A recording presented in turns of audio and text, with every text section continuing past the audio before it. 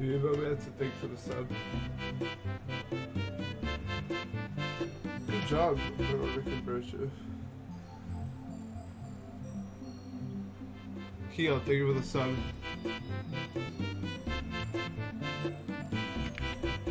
And Jason, thank you for the sub as well.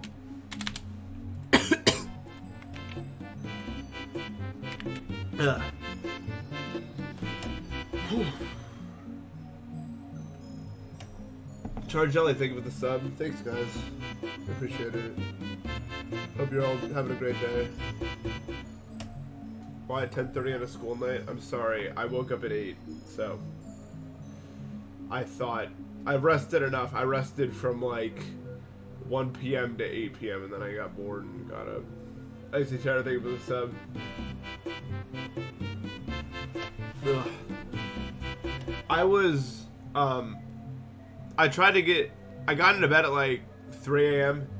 and then my nose just kept running because that's just how it is right now. And so I tried some stuff while I couldn't fall asleep. And eventually when I took a few Benadryl and I still couldn't fall asleep, so I took more Benadryl and then I had like 3 or something, and then I finally passed out at like 1 p.m. So now it's all over. But I mean, I don't know. I just don't feel like doing nothing all day now. Dynamic, thank you for the sub. Ugh. It's just like that right now.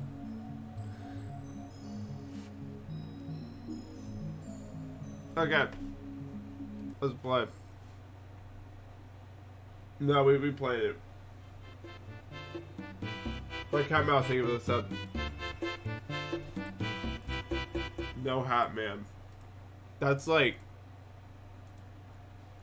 bro. I don't know how many. I don't know how many Benadryl the Hat Man comes in at, but it's not an amount that I'll ever do. Oh my god, this game's gonna be impossible. Wish me luck, guys. Bro. Hat Man unlocks after 20. Yeah. Yeah, no, I mean, it's the Delirium at high doses. I was kind of nervous about that, but I figured 3 wasn't going to make me visit the Hat Man or whatever. Because it's not like a fun Delirium where you're like, oh, this is good. No, I've never heard of anyone having a good time on that dose of Benadryl ever. So I was like, if that happens, it won't be good. So let's make sure that doesn't happen. The figure. Dude, you want to know what I did last night? Because I got really bored eventually. I got into bed at like 3, and then there was like a time at like 6 a.m. I was like, let me just get on my computer for a bit. Which like sounds bad, but like, dude, I was so bored. You have to understand. Yo, last person Alex, thanks for the raid. Like, I got really bored, and I got on my computer for a little bit.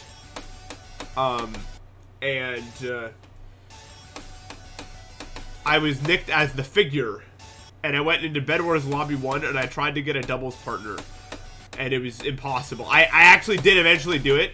It was the most fun I've like ever had for some reason. It's like people watching in a way. The figure was trying to get a doubles partner in Bed Wars in Lobby 1, and I was a non with 58 stars. That's what I don't actually have 58 stars. I have more than that, but my nick had that amount. Michael the Microwave, thank you for the sub. And hey, welcome all the Raiders, by the way. I hope you guys are having a good day. So I was like, it literally, I was trying my hardest. First of all, the thing about Bed Wars players is I don't like them. Just plain and simple.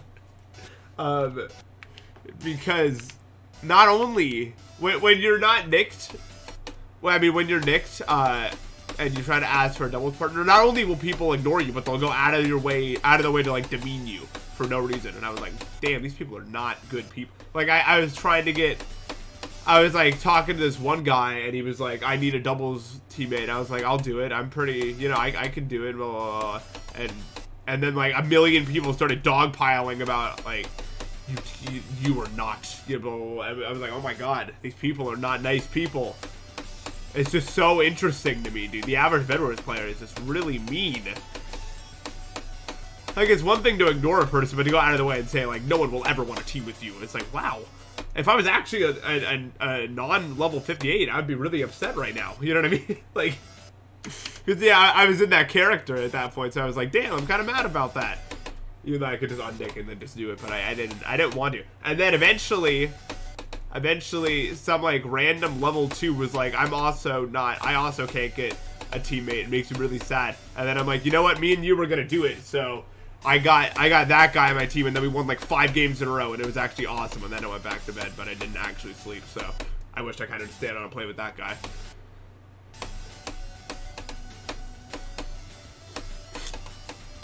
That guy was actually kind of crazy with it for some reason. Like, he was a little level 2. Like, he didn't. Like, we literally, yeah, we did like an equal amount of work.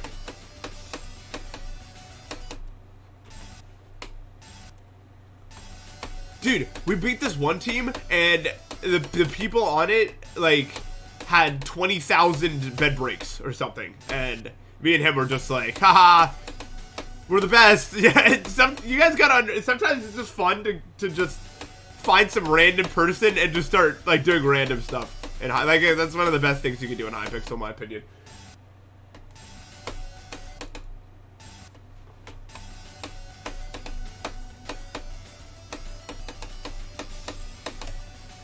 I just love, like, that feeling of just, like,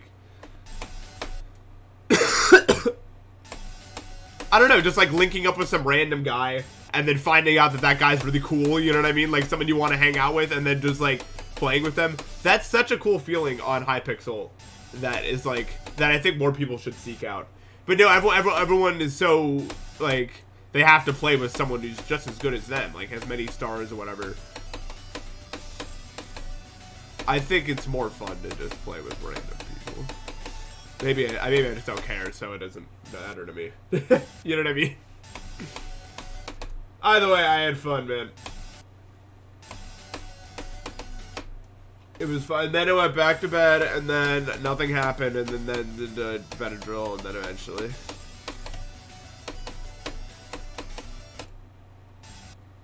This level is very hard. Yeah, it's not easy at all. Forgive me, chat. I haven't played in a while. I was goofing off for a long time. Now I'm not, but I was. What happened was, it started out rather simple. I had a friend come over, and we were gonna hang out for a day, and then it didn't happen. I mean, we hung out. That part's not the lie, but the one day part didn't quite, because for some reason, I don't know why, but we just kept doing, it was like imagine a crack binge without the crack. Like, we just continue, like, we kept coming up with reasons to continue hanging out until like 4 days had passed, and then we were like, wait, we can't do this forever, this needs to end. And then 4 days had passed, and now I'm sick. Kyrie, thank you for the sub. So I do apologize. I was planning on streaming more, but I was having fun hanging out because I got Mario Galaxy 2 and we were replaying that, and it's really fun. I forgot how fun Galaxy 2 is. Also, Ultimate is super fun, dude. I didn't know I had it until recently, man. Ultimate's fantastic as a game.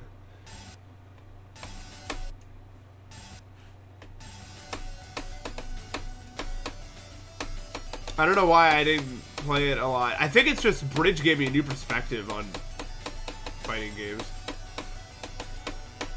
Like, one I just didn't have before. Really. I heard about this. Yeah, Geometry News. Michael Visa. Doggy, thank you for the sub. But yeah, I just, like, with Bridge, I learned, like, about, like, reading your opponent and the joys that come with that. And then I'm playing Ultimate, and obviously I can't do any of that sort of stuff because I don't know anything, but, like, I can see how you would. And my brain is like, oh, I see, you know what I mean? If that makes any sense.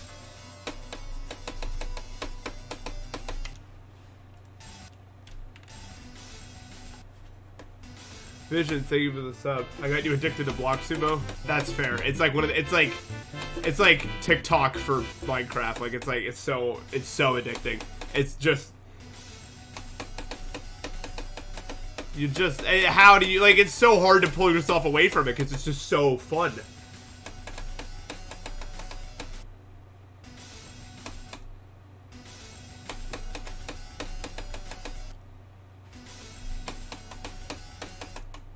It's block sumo is just like go go go go go go. It's so awesome.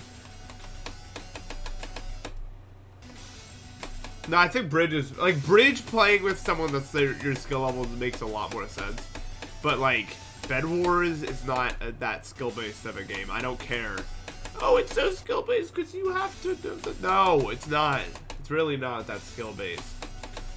It's knowledge based for the most part, and then also mouse based. That's what it's based on.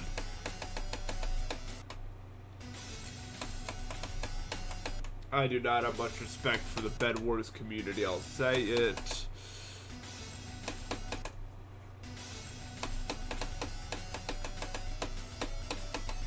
Also, cause like, you know, where you're not supposed to make stereotypes of people, cause it's not good. But every Bed Wars player is the same, so there's that also. Like literally though. Why is that? They're the same. They all have like the same looking skins and the same looking names and the same ego that comes from nothing, and then they all have plus plus and their names are all like words that aren't that impressive to have, or O and then the word and then they all closet cheat.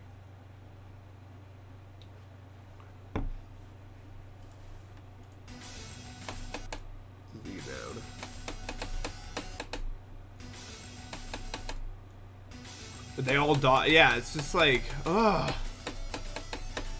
I mean, I think they just play because they know they would be good in an actual skill-based game. You know what I mean? Like that kind of personality. They want to be good, but they don't realize that that's not the way to do it. Or they're just too lazy and want to pretend like the thing they're doing is super skill-based.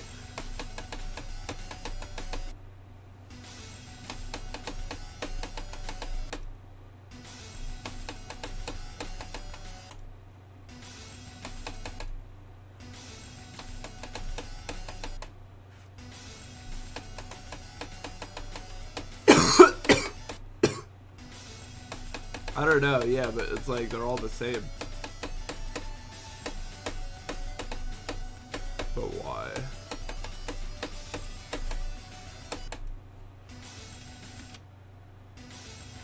Dude, the people that go all the way up to like the height limit. Oh my god. Mikey, thank you for the sub. Most fun I've ever had playing Bed Wars was it was in like 2020 with a group of 4, and we just screwed around the whole time. I just did whatever we wanted, and we got like a 17 win streak or something doing that, and it was so fun.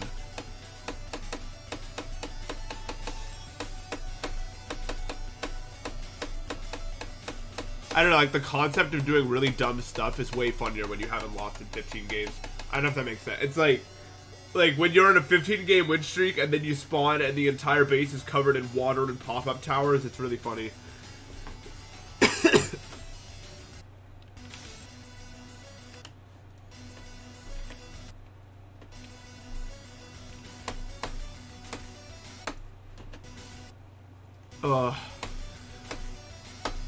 UFO. Pop-up, dude, oh my god. That reminds me of one time I was playing with friends. And, dude, like, Bed Wars is such a fun game with friends, though. But that's the thing, it's meant to be fun, dude. It's not a, it's not a skill-based sweat game. It never will be, man. I don't care.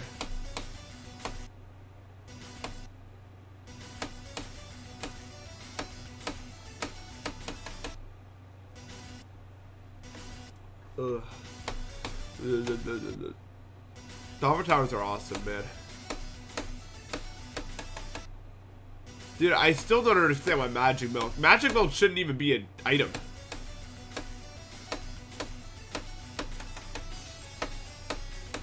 It's just bad game design right there. Like, how would it not be bad? How would that not be bad game design? It's like, oh right, potions, there needs to be a counter to those. Oh wait, let's just add an item so that there can't be a counter and then it's over. Like, you added traps to stop people who were invis, and then you just got 4 gold. Like, 4 gold is all it takes. Like, are you serious with that?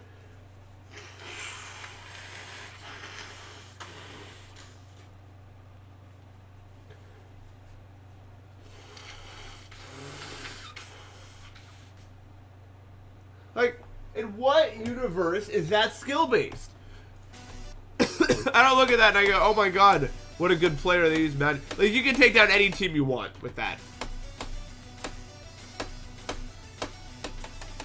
It's just that simple.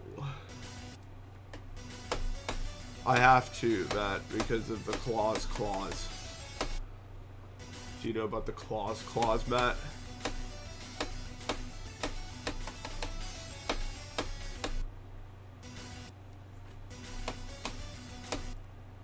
Who else is even streaming? I don't even know who else is live right now. I was like, go. Bow.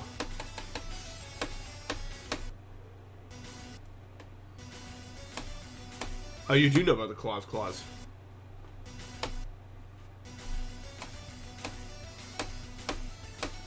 Paid for 60 minutes. Okay. Normal.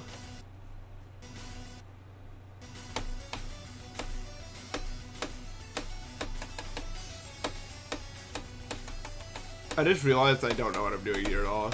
Like, not even a little bit.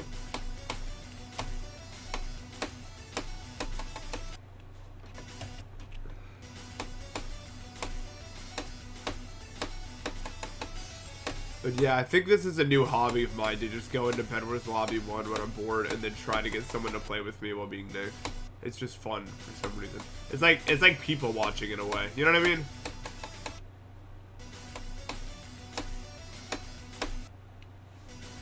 Oh yeah, it's pretty awesome looking. No argument for sure.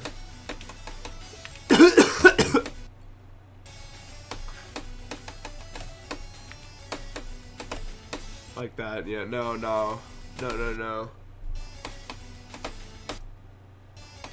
don't know who my best friend is. I'm not that good at it yet, so NA.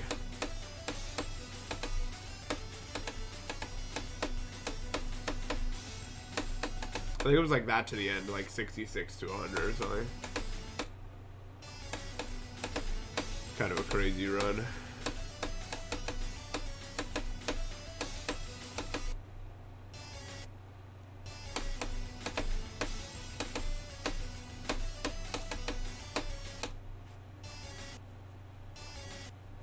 Dude, Phoenix Wright is like the best Nick of all time.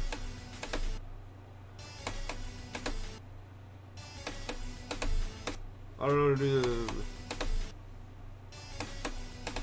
That means I didn't get anything. Yeah, that's what it looks like. Maybe it should just... I don't know. I can't tell what my way is here. For some reason, it's really stumping me. Like, yeah, I mean, that works. Can you tell me how it feels? The D guy, I can't do it because I'm bad.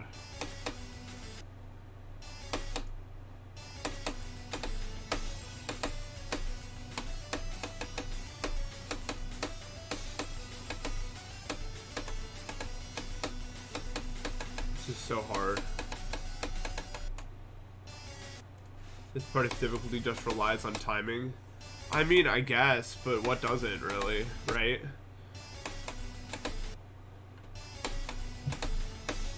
Like, in one way or another, most parts rely on timings to be hard, I feel like.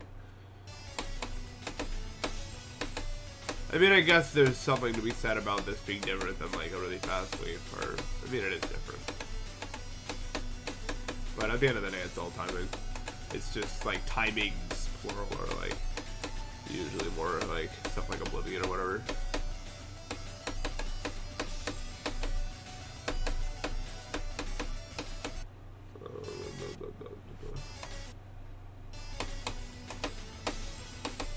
I still like that the most, I think.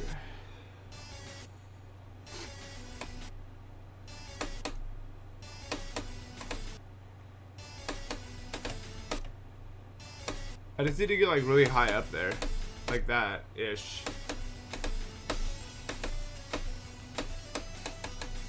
I don't know. I really want to figure it out so I don't die there a million times.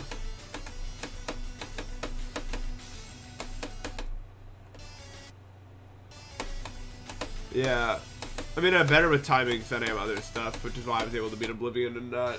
Like, I beat Oblivion way faster than I beat, like Keynotes, for instance. Because I'm better at timings than, like, other stuff. Futuristic Fire, thank you for the sub. Appreciate it. Hope you're having a great night.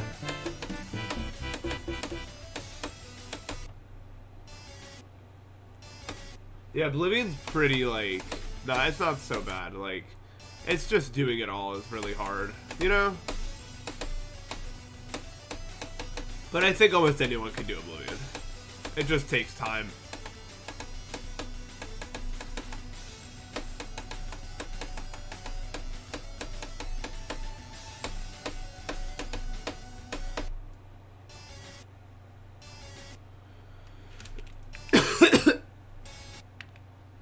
No, started it.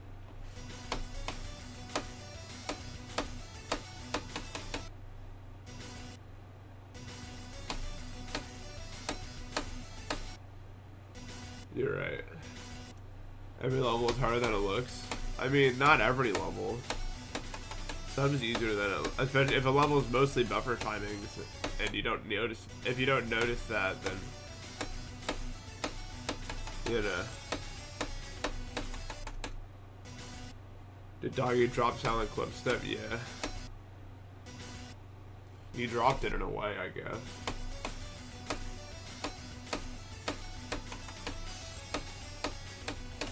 Well, he's never playing it again, that's for sure. That much is definitely true.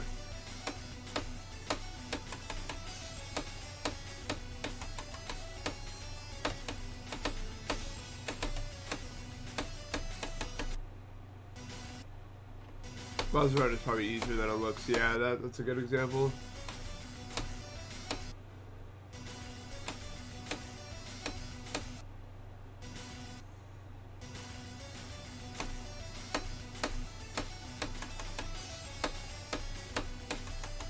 A lot of memory levels are like that too. Once you know what you're doing, it's just not as bad as what it looks like. Because you could, you know, isolate the path.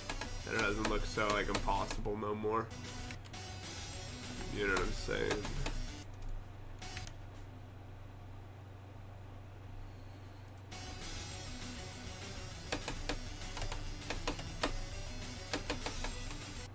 Why? I don't get it.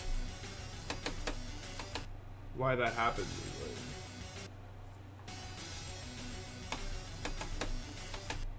No, he's right. Hardest level ever. Dude, Paroxysm is actually a good level. It was really, I mean, I guess it was kind of bad at the time, but like, by today's standard, it's awesome. I love Paroxysm. It's just simply not that bad. Monoxysm is worse than Paroxysm, in my opinion. I like Paroxysm. I think it's a good level. And I don't like Anoxysm. It's just so clicky, man. And not in like the fun way, in like the stop way.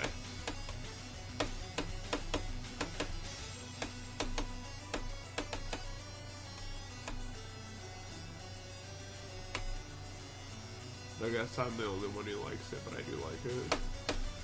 I think Paroxysm is good.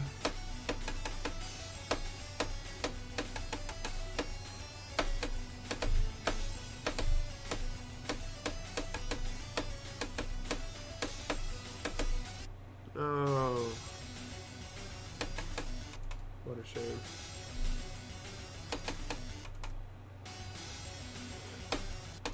I wanted to, you know what I mean? I wanted to the other part. That would be cool.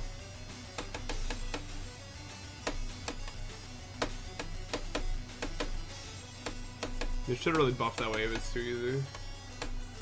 IMO.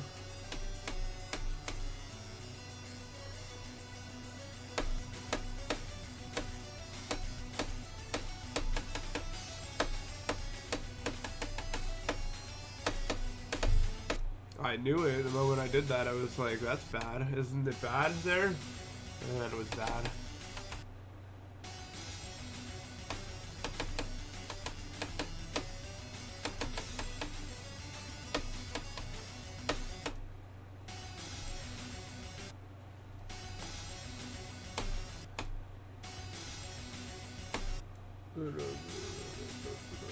I'm not sleeping for a long time, guys. I don't know how I would ever. Dude, my dream last night was bad. I'm gonna blame the Benadryl, actually, because it's known to do that. Like, literally, it does that. I'm trying, like, the details are not very clear. It was, in my dream, I was convinced that I had done something, like, really bad. Like, the worst ever. Like, because, okay, so what happened was something along the lines. I'm trying to remember what it was that was so bad that I did. But it really wasn't good. Like, morally, it was really bad, whatever I did. It was like, all I know is that Mindcap convinced me to join some sort of cult thing. Because I was like, I mean, I trust Mindcap. Let's see where it goes. I don't know why Mindcap specifically did that. But we were in this room, and we're talking about all these plans we had or whatever, and I was just kind of, I was super caught up in the group mentality, which is very uncommon for me. Usually I try to think for myself, but I guess my dream state, I was just like, whatever these guys are saying is fine, yeah. And I just remember, actually, let me try to focus on this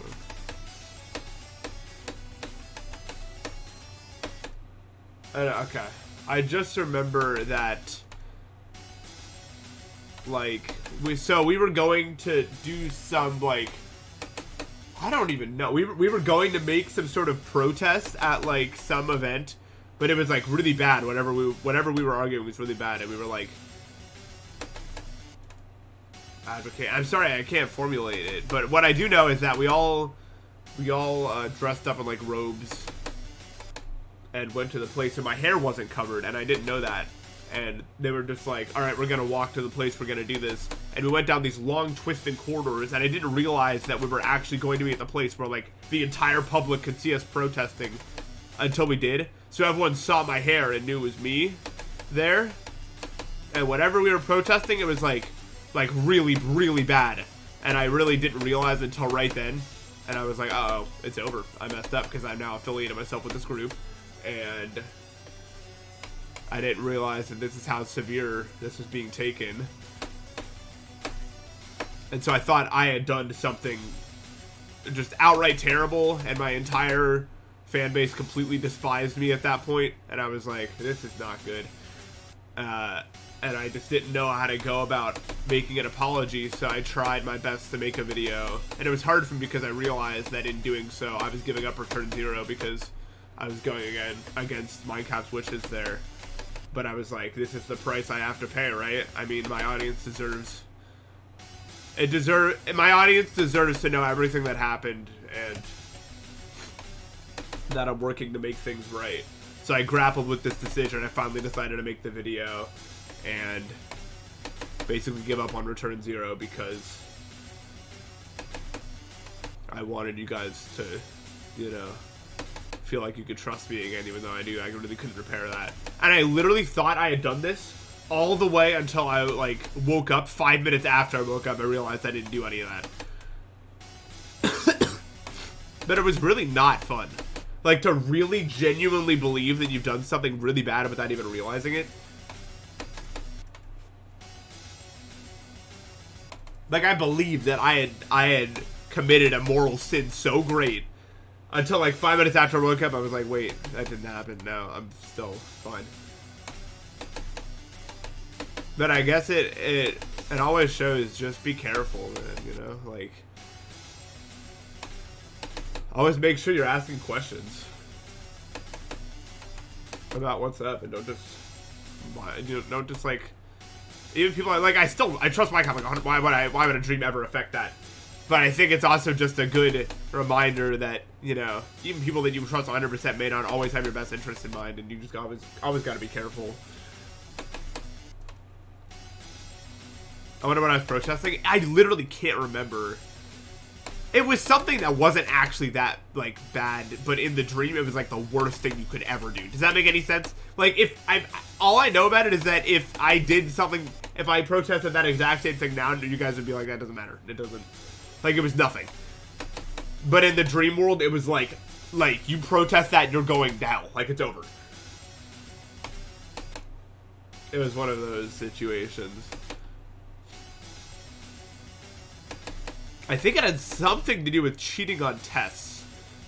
I think it had something to do with, like, which is like such a mundane thing, like, but I think the way I was protesting it, I was like, I think we were helping people cheat on tests, and like, in that world, that was the greatest sin of all time, and you're over.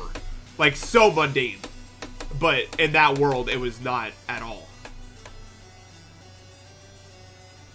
No, we were helping people cheat in the protest. Like, they would give us their tests, which they somehow got out of class, and then we would do them.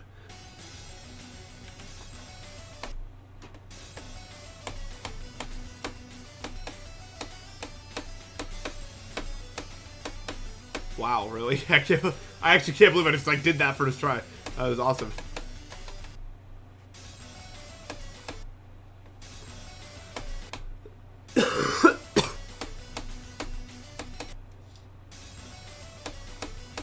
I mean, I 100% blame the Benadryl, because I know it does that. And I probably shouldn't have taken 3, but I just couldn't fall asleep on all of it.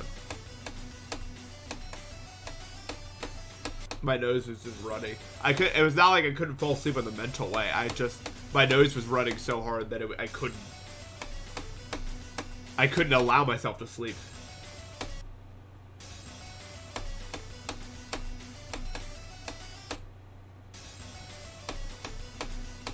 Yeah, I think it just tugs at my fear that I will one day, because the problem is I see so many people around me who've gone from completely normal people, not in my life, but just like on the internet and stuff like that. People that were completely normal, like, have become like nut jobs. I'm sure you guys have seen it on the internet. People that have like perfectly normal psyches and rationale just all of a sudden start like advocating for all these like crazy conspiracies and start making all these crazy moral claims. And I think I've always just had a fear in the back of my mind that that's just gonna happen to me one day, and I'm just gonna go insane because of how like volatile my mind is. So I think that was the manifestation of that fear, because I was being led down a path that I had a moral qualm with without even realizing it. And that's probably how it happens to a lot of other people. And I've always been afraid that's just going to randomly happen to me. That's why I'm so adamant about making sure I keep an open mind.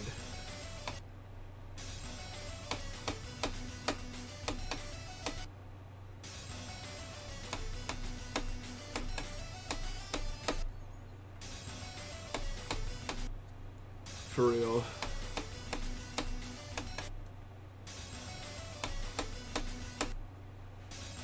But yeah, that was a weird dream, man.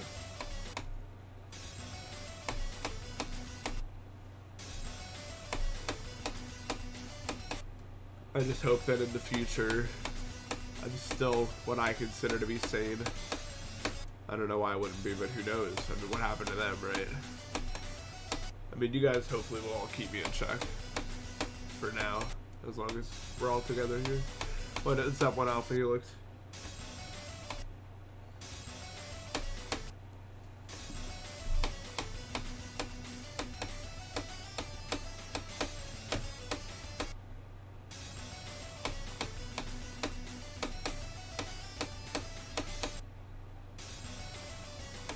No, the only tests I ever personally cheated on were chemistry tests because my teacher was ass. I would never cheat in my calc class because I respected the teachers so much. Like that would be such a, I could never. You know what I mean? Like, they were so passionate about teaching, I could not do that to them. No way, no how. That goes against everything that I believe. I only didn't respect my chemistry teacher because he didn't respect us at all.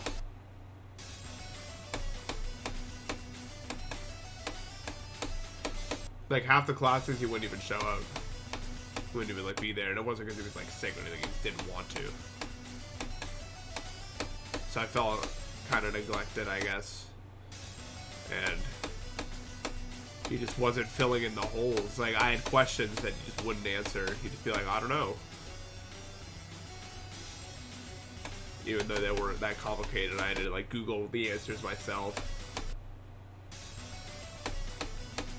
He literally didn't. That's right. We didn't even teach us really the stuff we needed for the test. That's why we started doing it. It wasn't just me. Like, it was a group of people. It was like my entire table. And we all worked together to cheat on everything. And you can say about that what you will, but I don't regret it.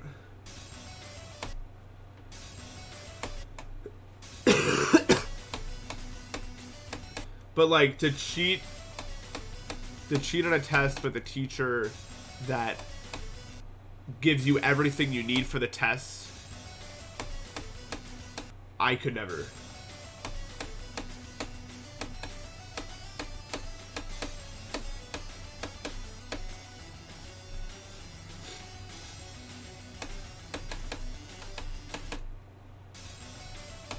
I need to get this to happen. You know what I mean? Like, I can't do this to the UFO, but I need to.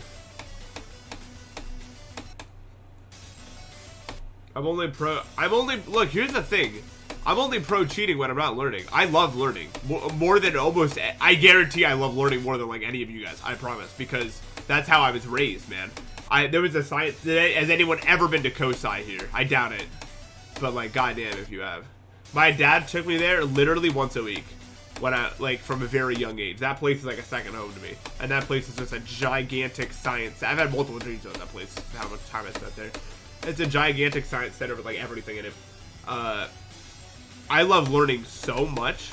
It's almost an unhealthy obsession. Like, I'm it's just, I constantly, it feels like I'm not fulfilled unless I'm doing something that improves my mental in some way.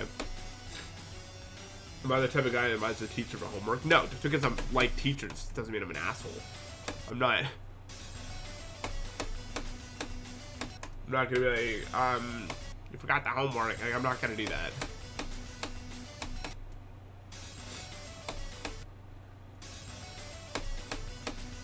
Like, what the hell does the homework even matter to me? Another 10 out of 10 for participation? Oh my god, really?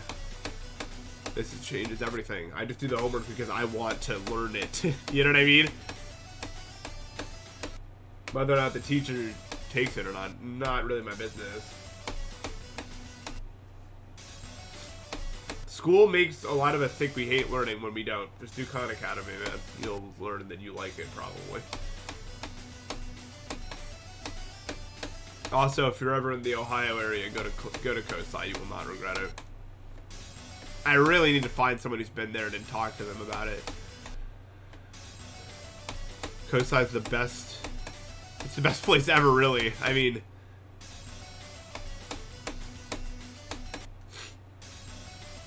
it's to give you guys an idea of how cool this place really is. What COSI is it's one of the biggest buildings you've ever seen, I promise you. And that's not just, like, I worked there. I literally worked there as a volunteer until I was, like, I don't know, like 17 or something. No, 16, that's when I moved. So, I know how big, it was literally one of the biggest buildings I've ever seen. And what happens is, it's a gigantic hallway that stretches in four, like, so there's a hallway that goes this way, and then there's 3 floors of that, and it's gigantic, and in these hallways are little, like, openings to, like, these different places. Like, there's an opening to the space science area, and there's an opening to, like, the ocean science area, and the gadgets area, and all these different areas. and you walk down there. It's in Columbus, Ohio. Or like the dinosaur area, or the what type of building? I don't know how to describe that. It's really big. It's like a gigantic steel something building. They have a planetarium in there. They had, I grew up in their like kids area thing. They had Super Monkey Ball in there somewhere, and I played the hell out of that. I don't know where the hell the Super Monkey Ball is located now, but it's in there somewhere. It is a place I designed. Literally, Kosai, I never realized how good I had it. Kosai is a place that I would make. Like, seriously. I had a dream about a place like Kosai the other day.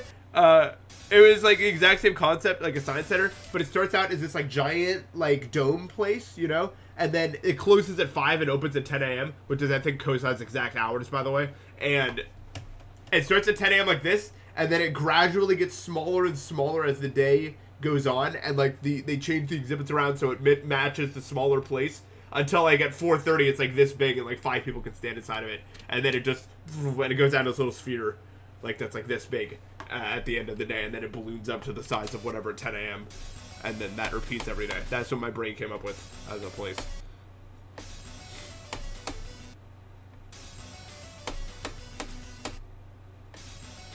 But yeah, there was like all the different areas. What the coolest part about it all is that none of them are permanent. Like, I think life has been there forever. It probably still is there. Like, if I go there, I imagine life will still be there. I'd be rather shocked if it wasn't at this point. But oh, I mean, okay. But a lot of these like hallway entrances, they change to different places all the time. I remember there was one time where there's like one area, like the special exhibit area that's like huge, and it's like a special exhibit once a month, and it was like mazes. It was like a maze area, and you could go through all these like human mazes, and it was the best. That was my favorite one. The human maze one was the best. It was like, it was talking about the mazes and the psychology of them, and here's some mazes you can play around with, and here's a giant human maze, and it changes all the time, and then it's like, here's the different color mazes, and it was like, wow. And I didn't realize how good I had it, really. I mean, for a 5-year-old autistic child, really, does it get any better than that? It can't, right?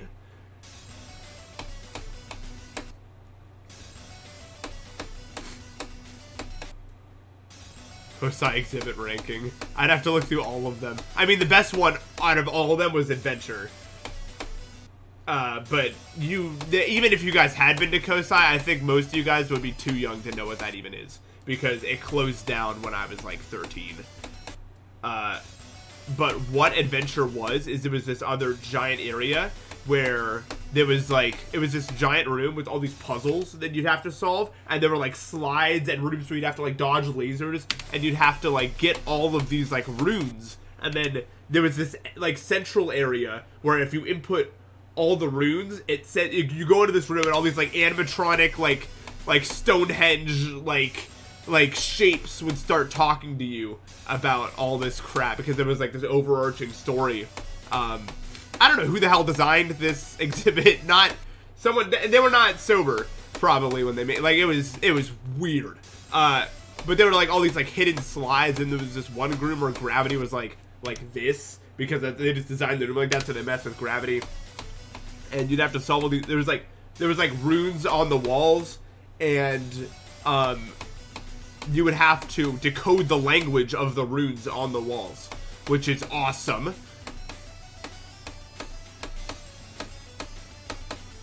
And then there were like these mazes, and there was like these sand pits. Oh my god, like, yeah, the middle area had this like sand pit place that had like clues in it too. It's kind of awesome. By kind of, I mean, it's probably the coolest place I've ever been to, so I think kind of, it did exist. It doesn't exist anymore. I mean, Kosai does exist, and you would probably like it just as much as I'm explaining it. But the place itself, it was replaced by a dinosaur exhibit, which sucks because it was the coolest thing ever. And it's not just nostalgia talking. Like, my parents the whole time were like, oh my god, oh my god, oh my god. You know, it's like, this was a universal best thing ever experience. But everything else I've explained still exists. The giant hallways with all the different exhibits and things you can learn about and explore. That's all there, I think. I imagine if Kosai shut down, the universe is ended. It's over. We give up, right?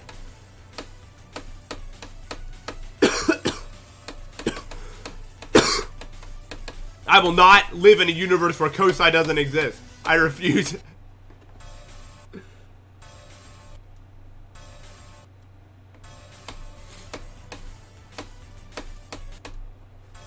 And then after you're done with Kosai, you go to North Market and you have the best food that they've ever made. Because North Market is the same thing with food. Obviously a lot smaller, but they're just hallways with all these different food options that you can have.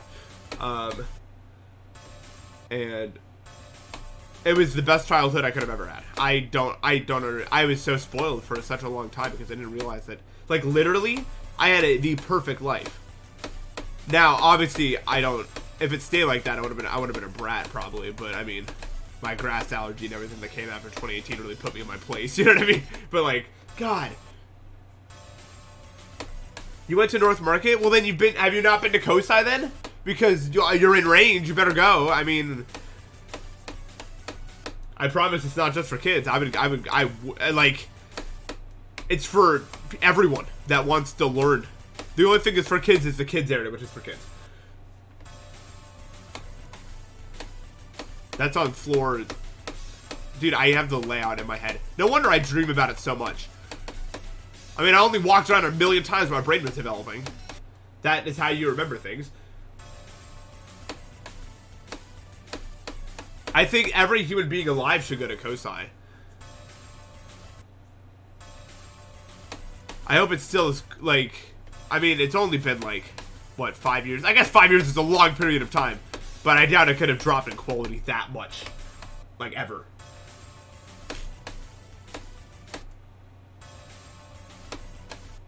In the center is, when you walk into Kosai, yeah, I would love to go there with everyone one day. It would just warm my heart so much to see it again. You know what I mean? God, I really want to go there. Like, now. Because I keep talking about it, my brain's like, let's do it. Let's do it. But it can't. Brain, it's not the time. I can't make 37 to whatever you said consistent. Because I can't. It's too hard. I can make that wave consistent, though, apparently. Like, that's not so bad.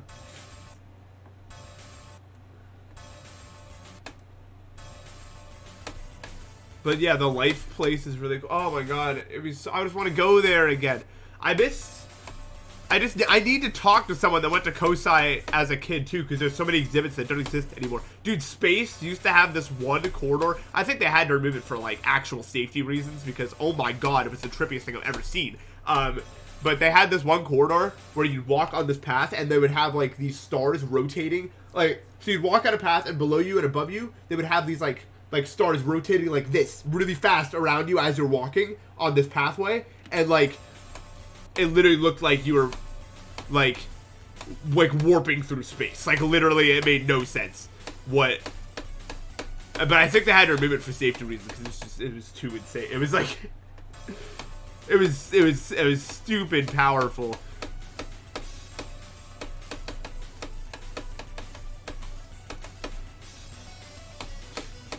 I was just like, oh my god, I'm gonna fall and trip and die if I, like, it was like kind of scary as a kid. I was like, I'm going to die in this corridor. Like, and then as I got older, I was like, oh yeah, this is really cool. And then they removed it when I was like 15 or something. I don't remember what they put there in its place. Bro, I need them to bring back Adventure though. Dude, if they ever bring back Adventure, I will drive. I'm not even joking. Like, if for some reason they remade it, I don't know why they would ever do it, but I would go there instantly. I would drop everything. I'd be like, Mitch, we need to go. It's time. Like, I'm not letting that slide. But I doubt that'll ever happen.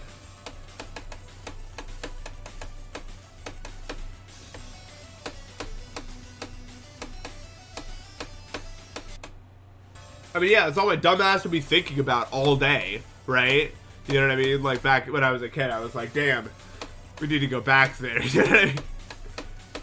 My dad took me so much. I've been to Kosai more than like, probably like anyone, dude. My dad took me like twice a week. To be fair, I think he was just as interested as I was in everything. The planetarium is sick also. Dude, I finally did it.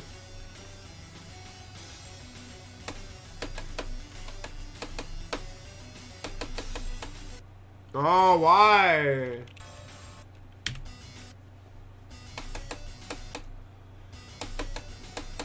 Alright, we're putting two together out here, you know what I mean?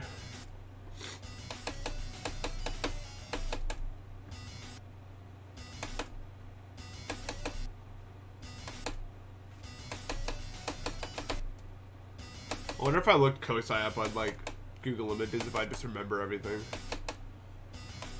That might be too much nostalgia for me to handle. Like actually seeing it all. Be like, oh my god, oh my god. Wish I could find the maze one for you guys. It's going good. Also, hey, Izzy. I'm doing pretty good on it, I think, overall. I'm putting a lot of parts together today that I haven't been able to do yet.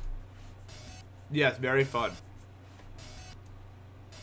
Yeah, the nostalgia overdose.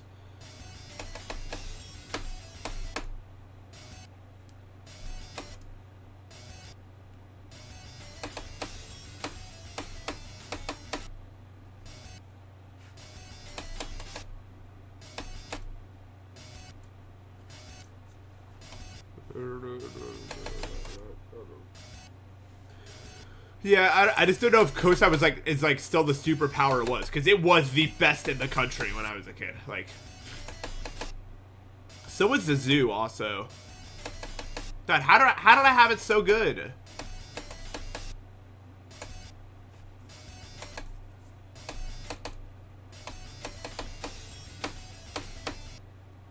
I don't think it's surprising at all that I ended up with depression at like 16. I mean, say what you will about it, maybe. I mean, I don't think any human technically deserves. I mean, if every human had the childhood I did, it would be awesome. But, like, to be, like, taken away from all that, that's rough.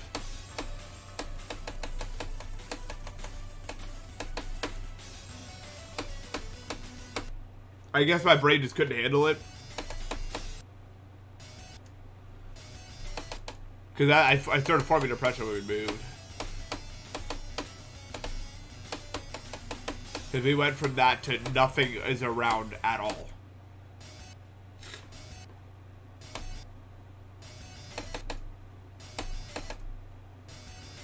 And I don't think the human brain likes that change.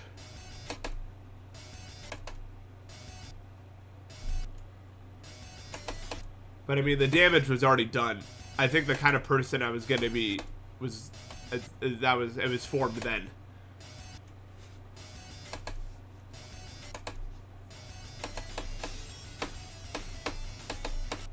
And I haven't been able to go outside ever since.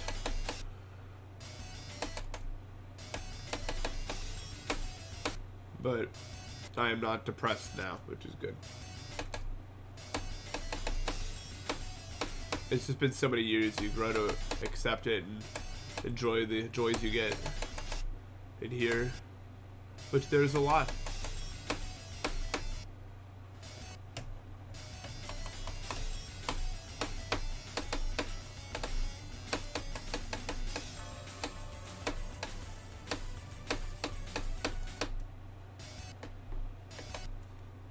Still though, I mean, the few times I've been back to Columbus, it's just so happy.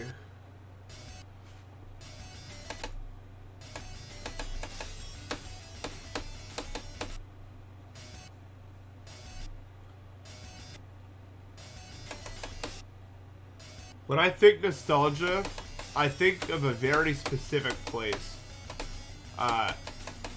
There was this park. No, I'm not really doing it right, but only physically. Mentally, I'm chilling. It is what it is.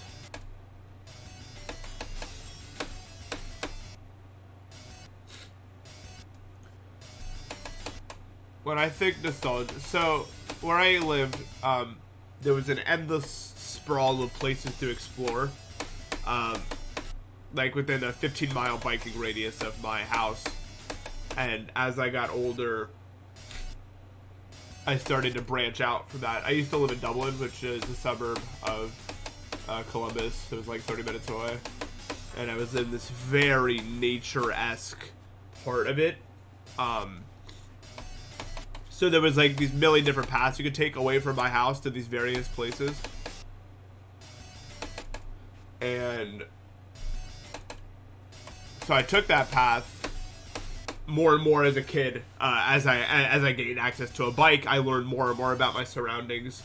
And it started to make kind of a mental map of the world that I was in. And that's sort of what I did for a good chunk of my childhood, because I wasn't really allowed to play video games, and also I just really liked being outside and exploring stuff. That's always been me. And I remember this one day, I biked rather far away from my house, like a solid like 15 minutes away, like the edge of my radius up to that point. And I found this park that I've never seen before. And it was, GD Petchip, thank you for the tier 3. I really appreciate it, man. Thank you, dude. I had never found this park, and I walked into it, and it was just this ethereal moment. I didn't have the word to describe it at the time, because I was younger. I didn't really know as much as I know now. I'm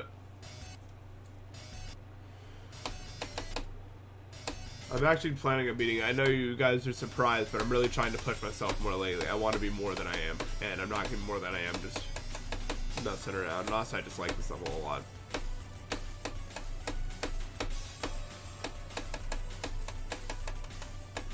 I found this park, and it was like I discovered a world I had never known about. It was beautiful, in a way that I can't describe. I walked into the park, and it was like this long winding road. It was this big downhill, once I found the park. And I was just on my bike just gliding through, and I couldn't see much because of the trees covering everything. And I got to the bottom of the hill, and you know when you're on a bike and you go really fast down a hill, and then you just fly up an uphill, you know? I flew on an uphill, and I entered this gigantic green pasture with a play set and a bench, and the shade was hitting it perfectly. And it was like this little pocket away from everything. And I still think about that area sometimes, because to me, when you say nostalgia, that exact memory comes into my brain. When the first time I went down that hill, and I flew up it, and then I found this little patch, this like gigantic wide opening of the trees. There was trees all surrounding it, and it was this beautiful green pasture with rolling hills and a bench. And what do they call those? A pavilion? You know, those like those little areas with I must have been like 13 or something. I don't know what you call them. Like they're almost like an octagon structure, and there's a place you could sit, and the shade was right around there, and there was this play set next to it, and gazebo. Maybe that's the word. Yeah. Because that is what became my starting base in a way. Because from that point, there was like hundreds of ways to go, little paths in the woods that other kids had created or other stuff. Not that there was anyone on the first day that I saw it. I mean, I hung out with some people, made some small friends. But when I listen to a song that makes me feel nostalgic, like some, I don't know if you guys have ever heard of like Telepath before. He has this one album that is very focused on forest vibes. I definitely recommend him. And whenever I listen to that, I think of that place. So that's what nostalgia is to me. To answer your question.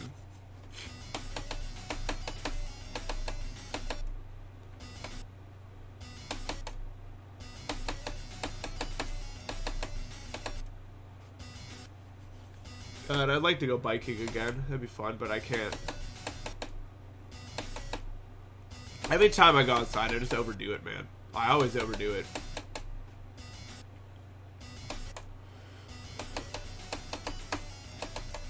I just think I can handle it, or maybe I just want to.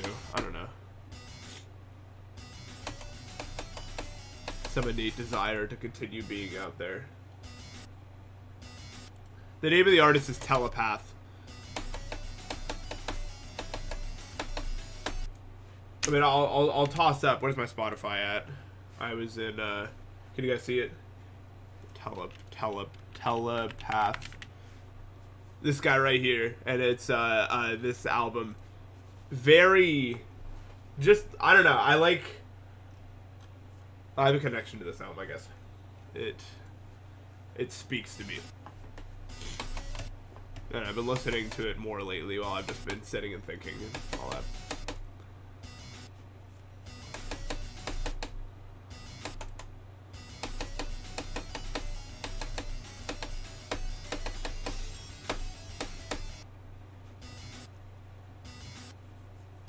Yeah.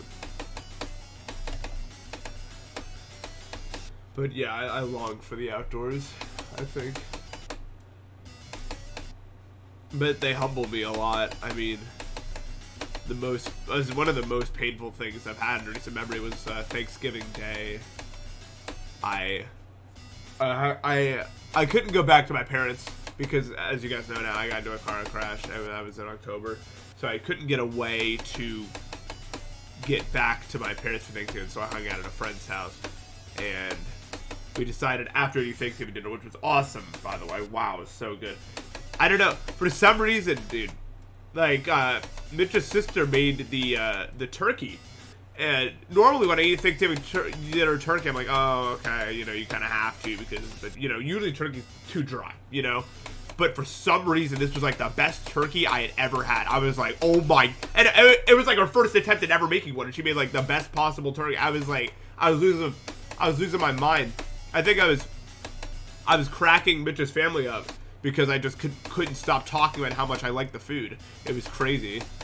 Like they went insane with it. For some reason, everyone was like, oh yeah, I just threw this whole dish together, best thing you've ever eaten. Like I was like, okay, but me and my friends were like, damn, this is a cool day. Let's go for a walk, see if we can walk off this thing. And it was really nice. We just went for a walk, hung out in the evening twilight. But then I woke up the next day in the most pain that I had ever felt in a long time. Like, I didn't want Eli to worry about me, so I just kind of tried to, like, downplay it a little bit. Like, literally I couldn't move. And it was like, oh my god, I forgot. You can't go outside. Like, you just can't enjoy it. Because I got carried away out there. I was like, damn, this is really fun. Maybe I should go outside more often. Maybe it'll be fine. No. Eli had to drive me home, and I was trying to keep up, like, you know, lighthearted banter with him, but I could barely do it.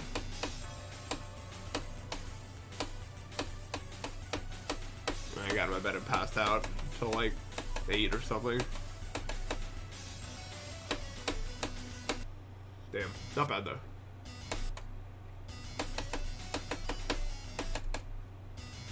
Yeah, I'll reduce the grass. It doesn't matter what time of the year it is, I guess. I feel like there has to be more. Like, it still happens during the winter and everything. And I literally get sick once every week or 2 weeks. And it gets worse and worse and worse. And I don't know why. But I've tried so hard to get doctors to figure out. But that's all they can do for me. Like, I've been to the ER and all that sort of stuff multiple times. Been to doctors multiple times. They can't seem to figure out what the hell is wrong with me. It's just random, constant pain for no reason.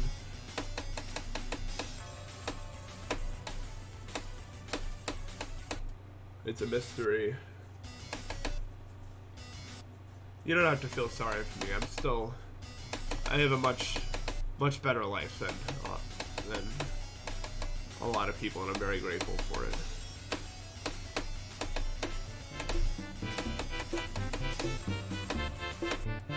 Speaking of the fish, thank you for the subs. Thank you. Yeah, I mean, it would not be, I don't know if I've told you guys this before. My dad, he was really sick for many years because of autoimmune disorders. But his problem was his immune system was too good. He never got sick in his entire life And then, because his immune system was just that good, but it was too good, and it started attacking him.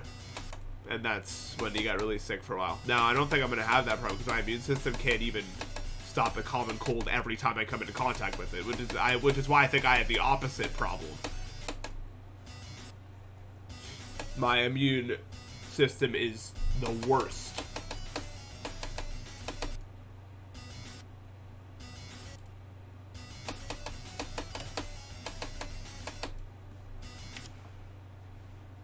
It was like, I don't know. My dad was that person for the first few years of his life. Nothing was ever wrong with him. Never had to go to the doctor. Never had to go to the dentist. You know, everyone has those people. You know, they know that never seem to have anything going wrong with them physically. I just asked them to be careful.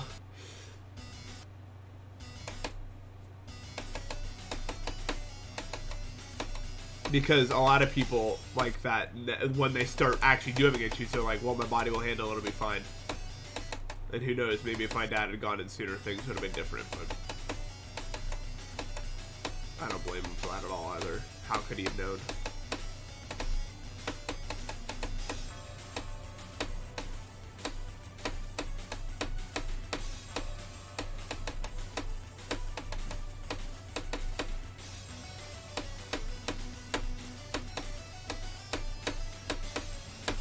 No.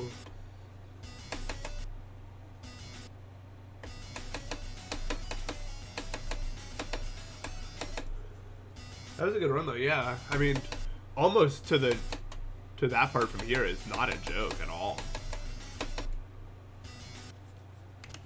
Rated R Tetris movie? What the hell?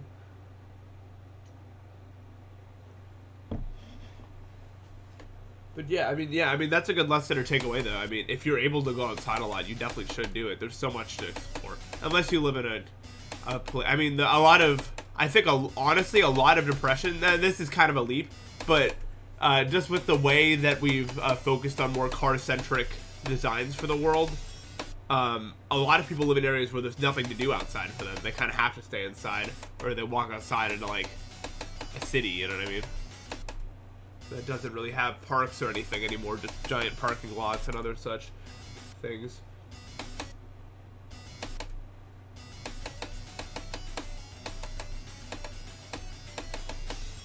I don't know if it's true for everyone, but I think we are better when we get some nature in us. You know what I mean? I think at least a good chunk of us would benefit from being outside more, for sure.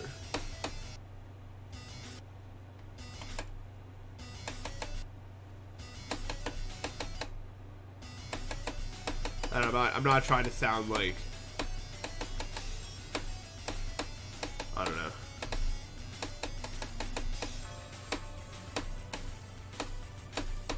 I just think it's good for us.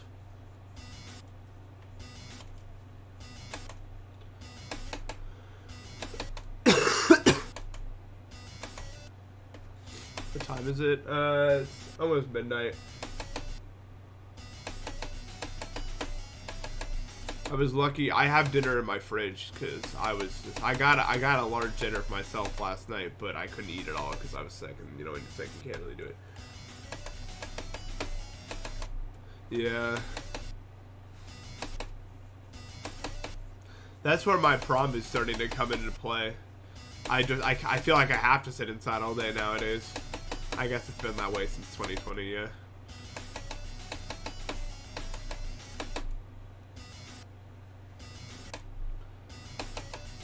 And I know it's not good for me at all. But also, what is there to do? Trader Joe's is a banger. Life of Nick, thank you for the sub.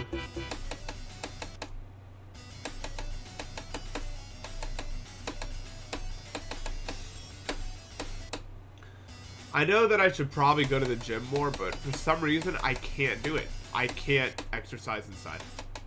It does not click with me at all. I know I should probably just get over myself and just do it, but it doesn't feel like exercise unless I'm outside. I just don't feel myself, man. I hate treadmills.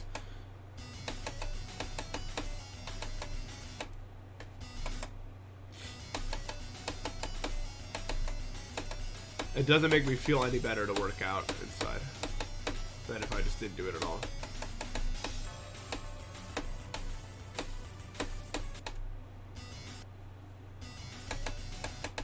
Start rowing. You sound like my dad. It's funny. He was my dad was a really good rower. Like a really good rower. Like so good that I don't think my mentality should come as a surprise to anyone if you knew my dad or mom or anything.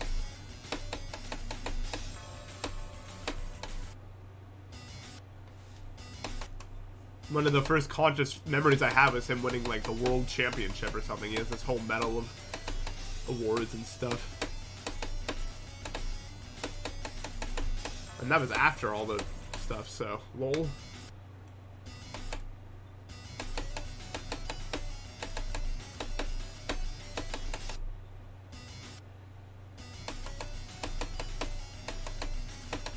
I'm very much the product of my parents. I'll say that much. Like, if you knew them, you know me. I just didn't realize it until I got older. I know that's never happened to anyone else. When you realize you pretty much are them, but just born in a different time. Which makes sense if you think about it, but it's like, wow. It was just really eye-opening for me, I guess.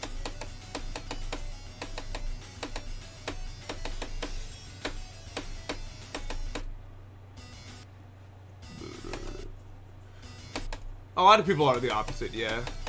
It just depends on what genes you get.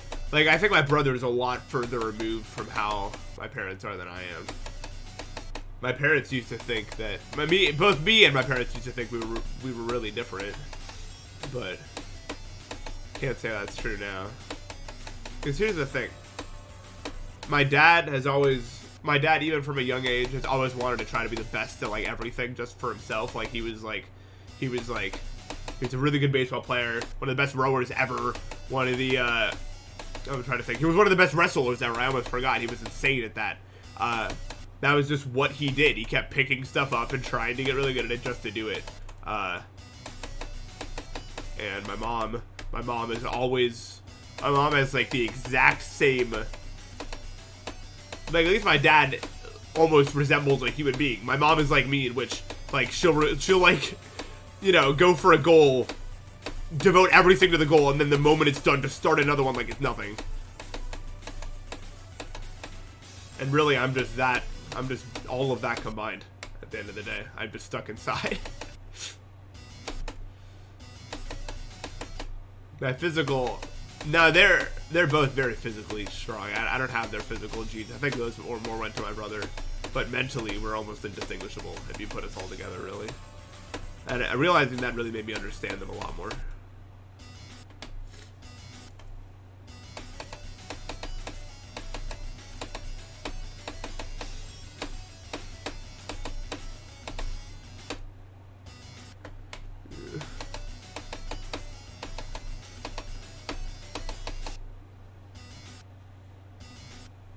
Yeah, it's no problem. I love helping people with math. Math is one of the only things that makes sense to me, you know?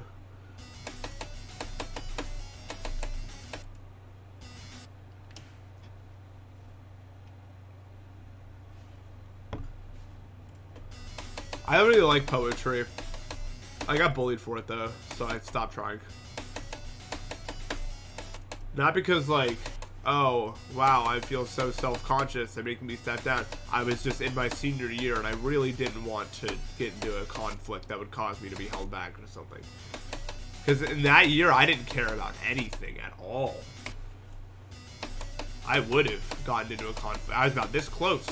Win or lose, I didn't care. I just wanted to do it. The problem was, I was in my 12th grade English class, and we had a poetry section, and I was really feeling myself that day, you know what I mean? And what the teacher did was she would give us prompts, and then we'd have to write poetry about them, like in 10 minutes, and then share them with the class. And I was like, this sounds really fun, because I've always liked doing that sort of thing, and I did it. And the teacher was like, wow, this is really impressive stuff, or whatever, and then that just set all the kids off for some reason. Ever since that day happened, all of a sudden, like, kids started, like, I think the most annoying thing I'd ever have happen to me was, like, I was eating lunch, and there were these kids that would just throw carrots at me while I was eating, which pissed me off more than you could possibly imagine, because I couldn't figure out who was throwing the carrots. They're all a bunch of pussies, because, again, no, I'm glad, I'm not, I think when I explain this story, people think I'm trying to portray myself as some sort of big tough guy that could beat anyone up, but really it was more just a lack of care, complete lack of care. And if I had figured out who was throwing the carrots, I was at a place in my life, you have to understand, I was at a place in my life where I was pretty much just told I can't go outside ever again, and you just heard everything I said about how much I enjoyed being outside. I was stuck inside all the time, and I was with a bunch of people that I did not like. Like, if I found the person that threw the carrots at me, I didn't have anything to lose in my own brain. I didn't care.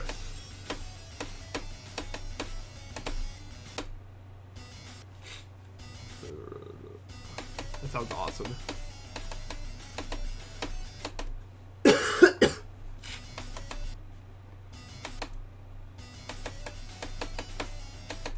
And I was just like, I went to the principal's office. Like, I really wanted to figure out who was throwing carrots at me. It's not even like I felt like I had anything to prove. I just wanted, I don't know what it was. I just wanted, I think I just wanted to take my anger out on someone. I think it's just that, literally that simple. I was mad about everything, and the universe had given me someone who had provided me justifications for like take out that anger. And I really wanted to do it. And I'm probably really glad that I didn't, because I didn't need to be held back then for any reason. Okay, I went to the principal's office to like figure out who was doing it, but they don't have footage in there, so I couldn't figure it out.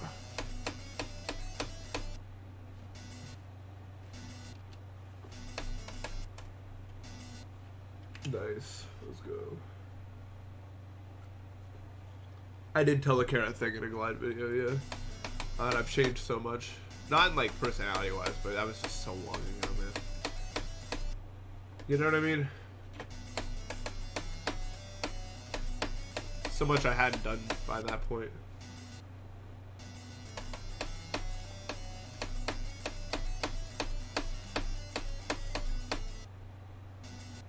Yeah, it was like, I think they threw the carrots at me like 5 times. They were really careful to not, because like I would turn around instantly to try to figure out who it was, and I couldn't.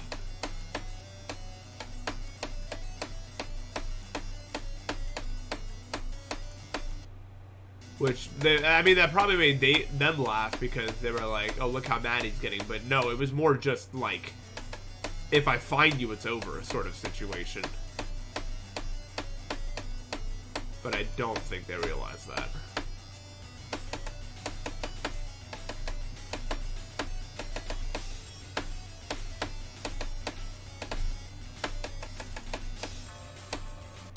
That was really good, actually.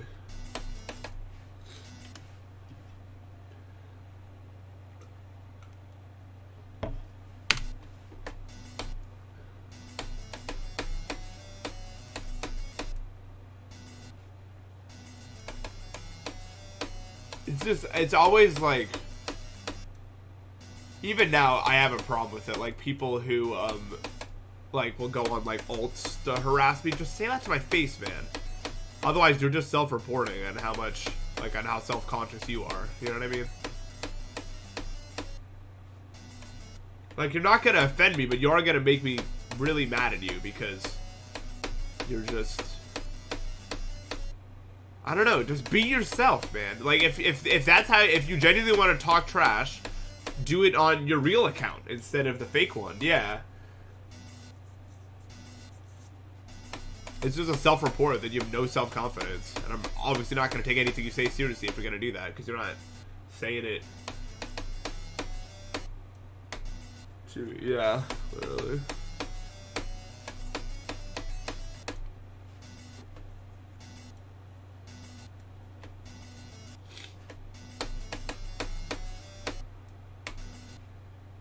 Yeah.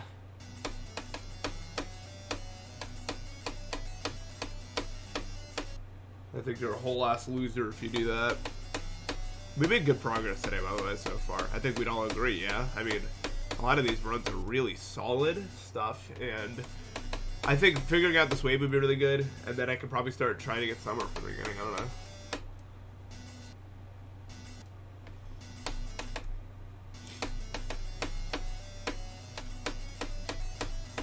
Well, it depends on how you punch, man. You don't have to hurt yourself.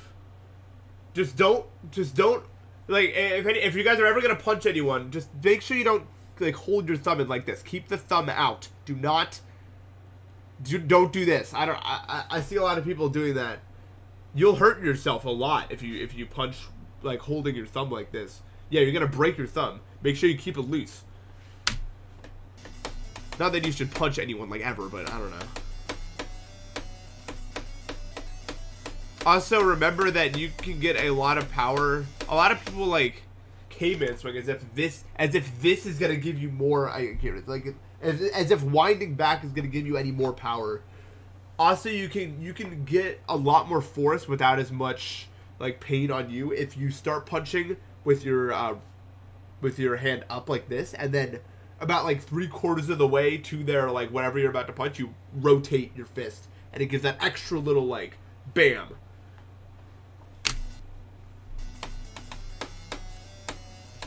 So start with your fist up like that, and then as you're punching, rotate it at the end, and you'll get a lot more power out of it.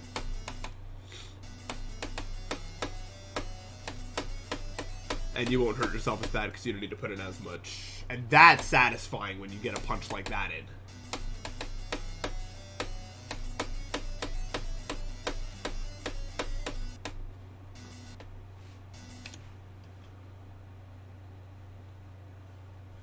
No, I did Taekwondo.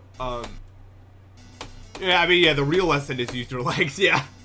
You can get so much strength out of, again, you don't kick with your back foot, ever. Like, if you're gonna kick someone, you want, if you have the strength to do it, and anyone really should. I don't imagine any of you guys are weak enough. But you want to kick with your forward-facing foot, because it's a lot quicker, and your opponent is going to have much less time to react to it. You can see a kick coming from the back foot a lot easier than one from the front. Also, yeah, if you're in a fight, just keep your center balance, get in a stance that you can't be knocked over easily, and then just aim for their legs and try to knock them off their feet. Like, if you can sweep them with, like, a low kick, then it's over. Like, a lot of people won't even think about doing that.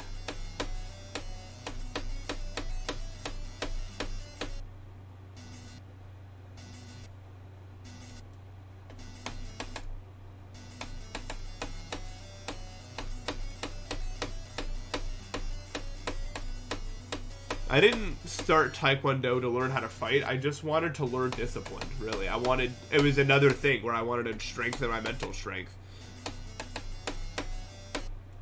I wanted to learn self-control over myself, and it did give me that. But now I also know how to fight, yeah. So, that's pretty cool.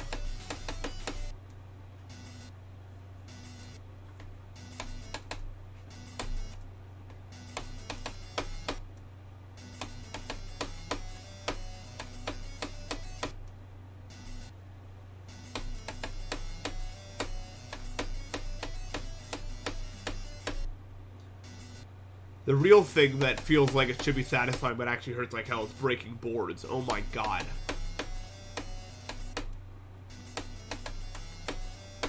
Every time I did one, I thought I was going to give myself a splinter, man. No matter what I broke it with. Because most of the time we use these, like, I don't know if they were magnetic, but we use boards that, like, you know, they go together. So that you didn't hurt yourself when you were breaking them, but for second degree black belt, you had to break, like, an actual wooden board in order to get that. And it did not. Actually, for first degree also. Second degree, you had to break it in, like, multiple ways. But goddamn, did it hurt every time I did it. Unless I did it with my elbow, which is by far the easiest. Like a back elbow, like that. You can your elbows have so much power, guys. That is a strong ass part of your body that people tend to overlook.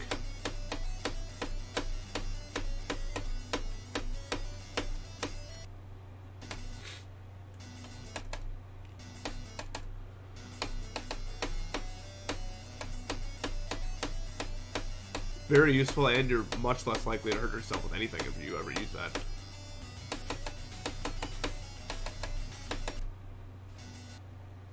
Yeah, I mean, yeah. But the elbow is really powerful. Anyway, I'll stop talking. This is probably like not something you're supposed to talk about on Twitch. I don't know anything about that. But I do recommend Taekwondo. I really do. I do it right now, but it's so damn expensive. And, you know.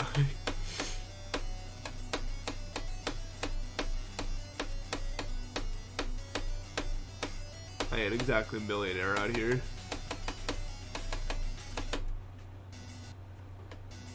Yeah, so much. Yeah, force and small point means lot of power equation.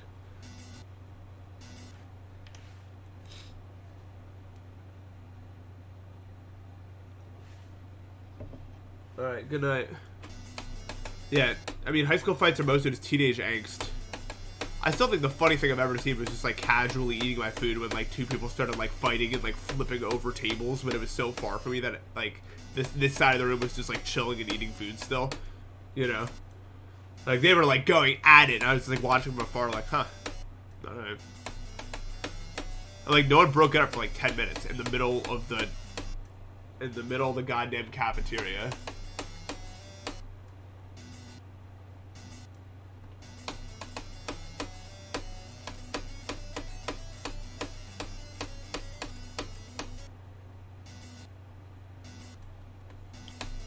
Yeah, I put my phone away. I was like, we don't even need to watch anymore. I don't need YouTube. I have this. You know?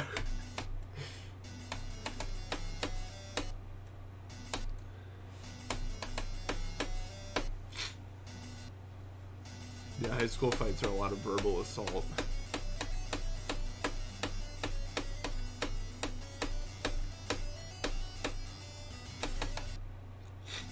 Ugh. 70-30 is only for the big streamers, which doesn't even make much sense at all. Shouldn't it be like the opposite?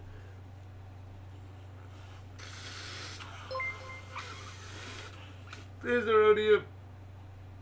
Thanks for the raid. But like, should it be like, if you're making Twitch as a tool for people to stream and make a living, then the people at the top don't. Do they really need more? Like, why do they get the 70-30 and not smaller streamers? Therefore, making it easier for the smaller streamers to maintain an income, and the larger streamers can have 50-50, so that... Because there's, like, the larger streamers make millions! Do you really need millions to survive? Now this sounds like socialism again. I'm sorry. I'm just saying, man. I'm just saying. I don't think anyone deserves that salary. They want them to stay? I guess that makes sense.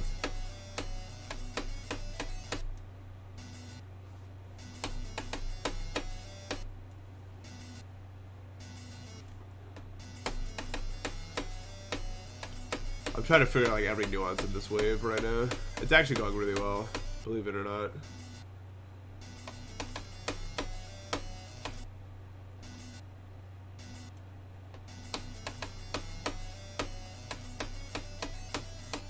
I don't want anything, I just want people to be happy. I think by assigning labels to the way we run governments and societies, we're just alienating people and making people afraid by saying words that have been associated with things that they've been conditioned to not like and have not worked in the past and stuff like that. Like, I don't know why everything has to have a label on it, you know what I mean?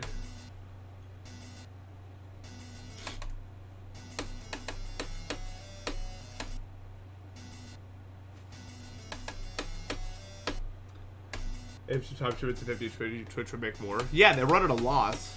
Might as well, right? It makes so much more sense in my own head.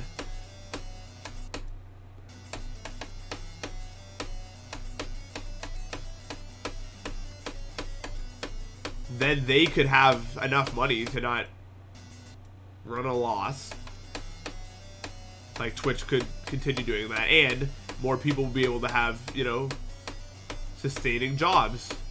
Makes sense to me. They should make me the new Twitch CEO. Let's do it. Are you ready? But that would be the humane option. They don't want that option. They want the money option.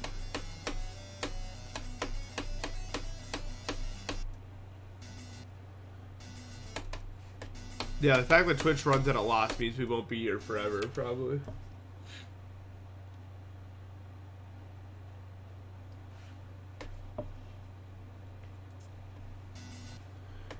The thing is, growing as a streamer is so random. I guess I hate the fact, like, the notion that everyone can do it and it's within your own control. It's so annoying.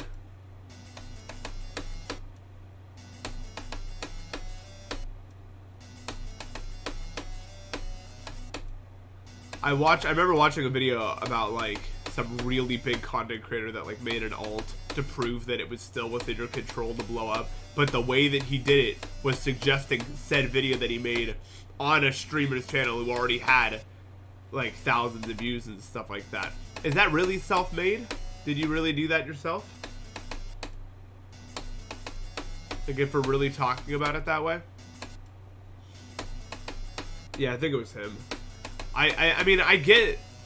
He's a very talented content creator. I'm not trying to discredit that, but I'm also saying that still, in order to make it there, you need the help of others, just like any other system that works like that.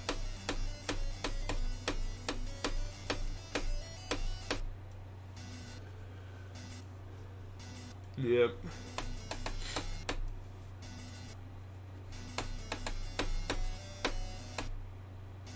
Success almost always feels tied to the success of others. And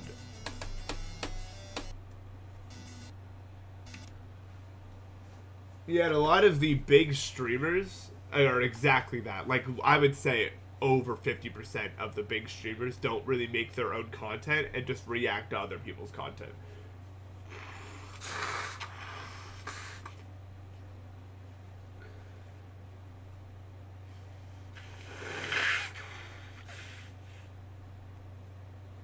Which, again, I don't actually have that much of a problem with. I don't want that to be the point here. But I do want to make the point that it's not really them like, yes, it's them that are blowing up, but it's mostly the people they're watching that are doing all the work for them.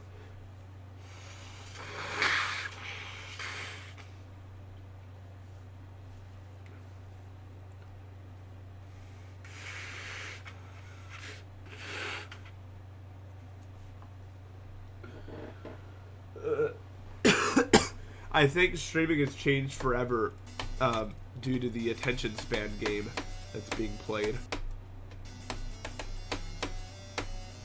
Like, I could never have blown up nowadays. Ever. I'm not joking. It wouldn't have been possible. My content is very much reliant on the viewer giving a damn for more than 3 seconds. Unlike a lot of other content nowadays. That's how I blew up then. Because... and whatever, I know the meme, and yes, it did provide a lot of exposure, which is something I needed, but it was my job to keep him around. I hate that argument, because there's so many people that did blow up off of meme, and then they immediately died in 1 week. But I'm not trying to discredit that either, like, that played a huge role in me blowing up. But I think that if that exact same thing happened now, then it wouldn't have mattered, and like, I would have died anyway. Is my point. I'm not trying to say that that didn't help me.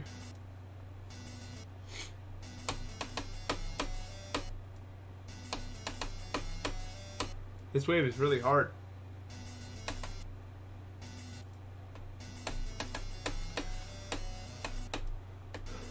Yeah. I feel like... I don't know. I feel like I'm not doing enough still as a content creator. Maybe I'm not. I just feel like... maybe I'm just too comfortable with it. Maybe I'm not going outside my comfort zone enough. I don't know.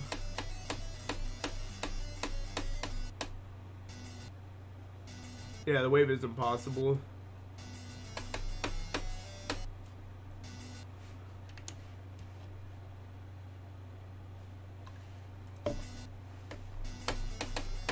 I don't know. I just can't seem to get consistent in it because it's just that hard. Wow, that was really cool.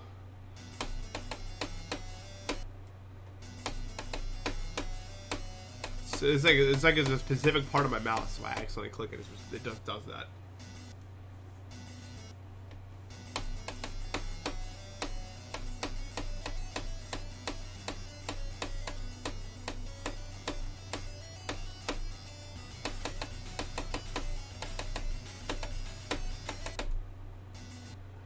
You're right. Exactly. That's such a good point, yeah. The problem is my drive isn't always content creation related. So because I'm the boss myself, sometimes I feel like I'm not pushing myself enough to work hard enough at content creation. Like if I'm working on some goal that I'm really passionate about, just like Oblivion, for instance.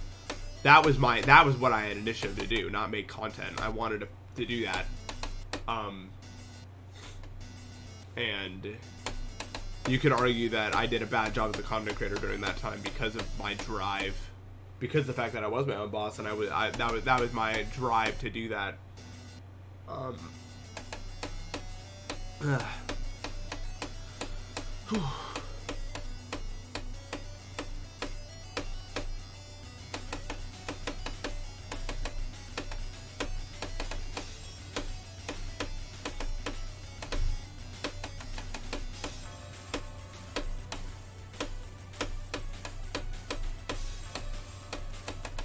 No way, dude. That sucks. That was a really good run, though.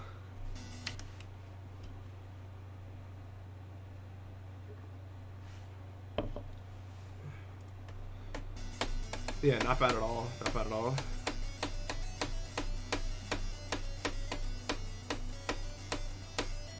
Okay, I need to remember that. I need to release that too.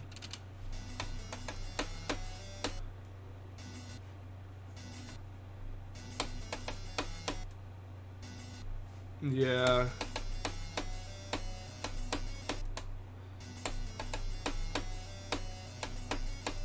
It almost feels like, to me, that like making content streams is almost like distracting me from whatever my big goal is at the time, which is a bad way of looking at it. I'm just a very intense person, I think, when it comes to that sort of thing.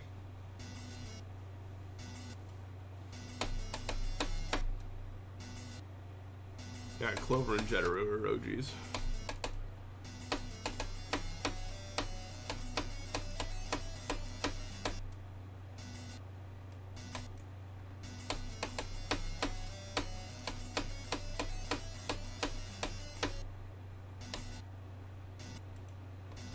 Yeah, the short form content is like the most dangerous thing that I've ever seen in my life, maybe.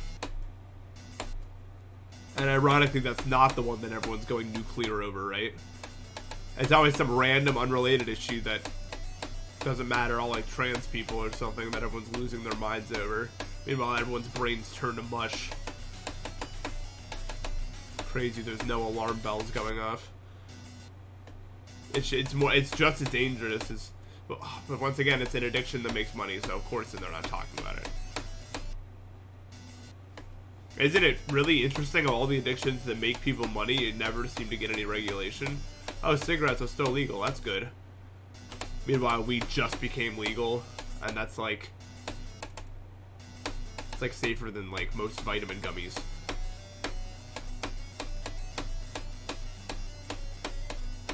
It's like, I don't know.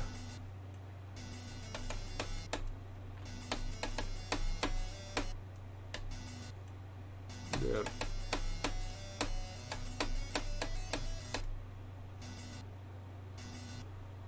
You're right. I think weed stayed illegal for so long for the same reason the psychedelics are still illegal. It just really makes people genuinely think. You know what I mean? And that is not good for people that need people to remain in loops. That, like, how many stories have I read about people who are smoking addicts or addicts of some other stuff, and then they have like this profound psychedelic experience and then they're able to put it down? That's not profitable. Can't keep that around, can we? Just remember to form your own conclusions sometimes, guys. Do your own research. Just because something's illegal or not illegal doesn't mean anything. And often, it's just control. Or attempted control, I guess. That makes me sound like a conspiracy theorist. But how... I mean, yeah, it makes me sound like a conspiracy theorist, but you can't argue that cigarettes are illegal because it's good for people or it's okay, right? Like, cigarettes kill so many just because it makes people, you know, profitable. That's not a conspiracy theory. It's control. Loop GMD, thank you for the sub.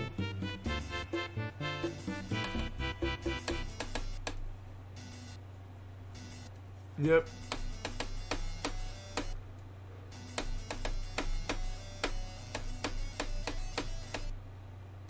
Oh, we go to the bathroom real quick.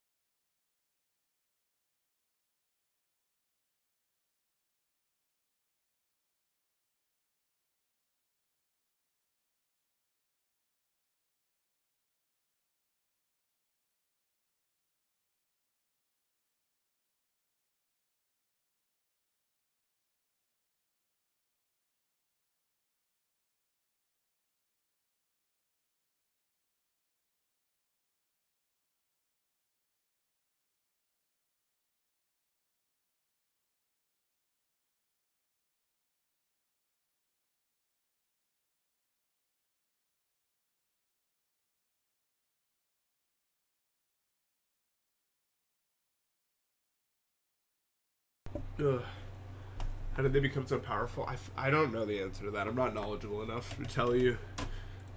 Dude, when you can't breathe out of your nose, dude, my throat is like the Sahara Desert out here. Like, legit. It's so over, bro.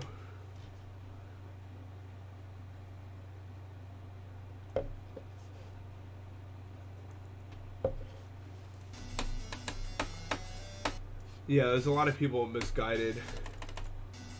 Yeah, that's the thing. Like, the healthcare system provides people so much money that I'm sure there's so many diseases that have been solved, but you need to keep the solution, man.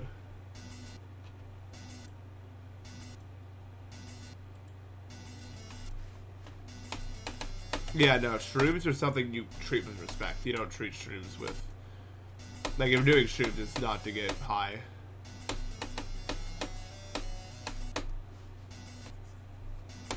They're something you should respect.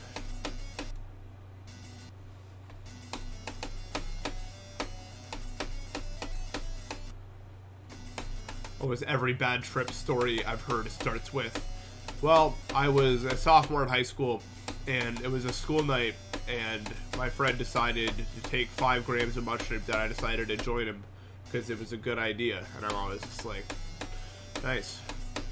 You're a genius.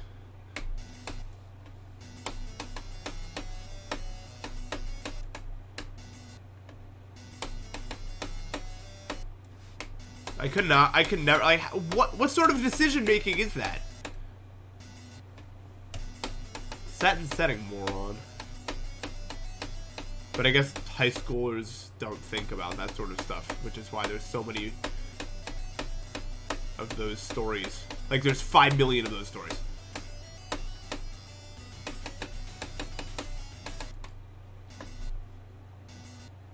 Yeah, high schoolers don't really think at all. That's the problem there.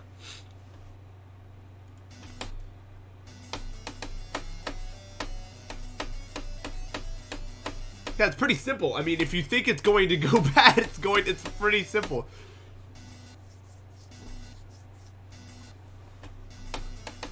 I feel like that's an easy question to answer, Jennaru. A lot of people just have terrible lives. I mean, I've been in a place in my life where I didn't care about anything. And if someone offered me some, like, hard-ass drug, I probably would have taken it. And that sounds really irresponsible, and it was, but I also wanted to die. So, at that point, it was so extreme that my brain didn't care. Yeah, luckily I didn't. I wasn't ever offered anything like that. But with how high, you know, like, suicidal tendencies have become rate-wise, I don't think it's a surprise at all that a lot of people turn to these sort of things to escape from that. It's really sad, but I understand. Thanks, Connor.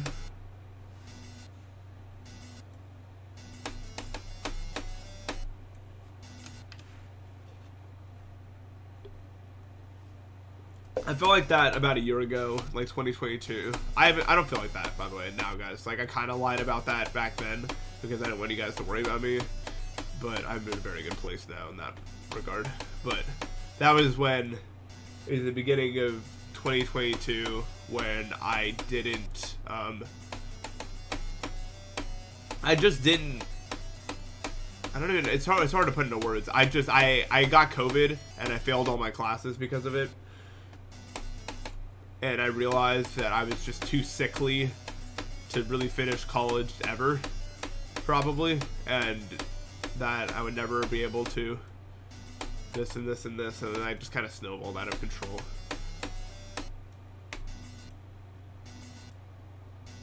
Yeah, oh my god, yeah. Benadryl is an evil substance. I hated having to take it last night. And obviously not enough to like trip out, but even just the amount I did have to do did not feel good.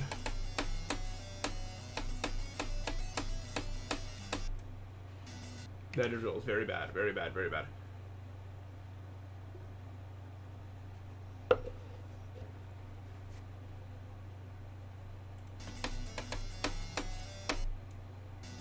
It's a delirious, so.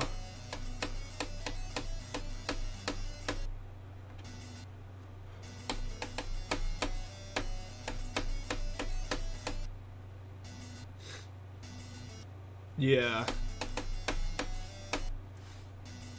Yeah, like absurd amounts. Although it can mess with your dreams in low doses, which it did to me last night.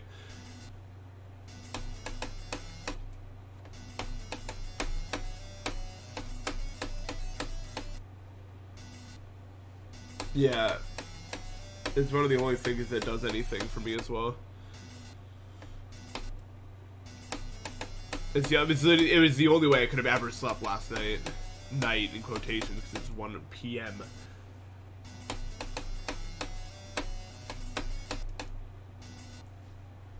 Yeah. I guess in the beginning of 2020, I just couldn't realize all the things that made life so great, you know, because it just seemed so far removed in those moments, and I think anyone who's ever had an experience like that would understand what I'm meaning. But when you really get into it, you just forget about all the things that make life so awesome, and you just tunnel vision on what's gone so wrong. And then that's when the thoughts really start to get crazy. Once your brain has shed itself of all the good, there's only the bad.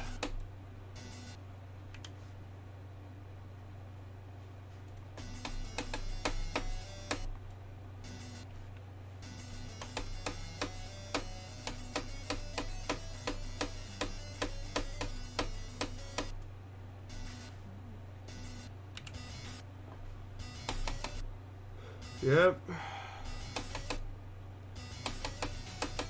It's absurd to me that they do that. And people will take any excuse to exit reality they can, you know what I mean?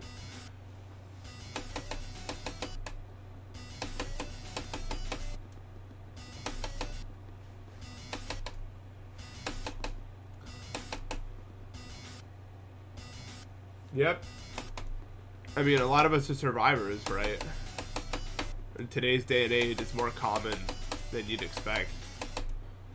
The people that survive severe suicidal thoughts and stuff like that. I'm not trying to... I feel like a lot of people claim to have that sort of stuff without really knowing how severe that is. But...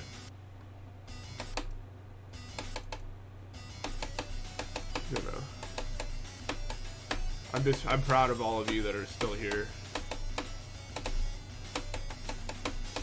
There's so much good in this world.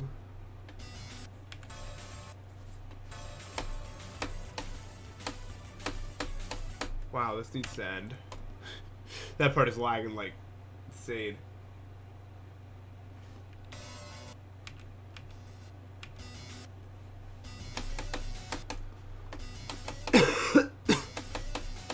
I just feel like working on the first half today, guys.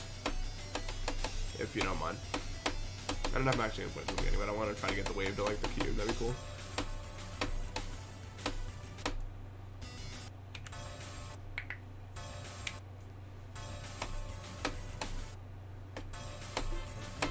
Well, the one thing I said about my life is it hasn't been boring. Rod Train, thank you for the sub. But I don't want people looking at my life and thinking, oh, what a terrible life he's had, because I don't think it's true at all, really. Yeah, I've had my moments, but I found so many awesome friends and I had so many great experiences, even with all the bad.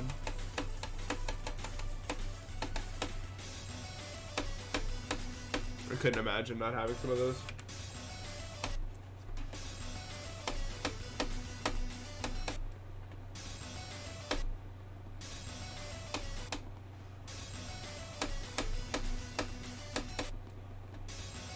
Yeah, I'm not really getting a lot of new viewers, but the old viewers are still with me, which is honestly pretty awesome.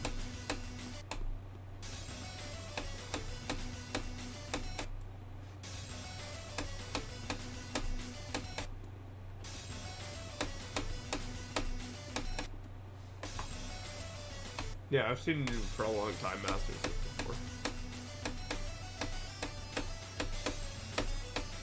A lot of people think I don't keep track on who shows up a lot, but I do. I don't want people to think it's like a big deal, though. You know what I mean? Because I don't want to alienate anyone, but you know, trust me, I know who's been around for a while, and I really enjoy your guys' company.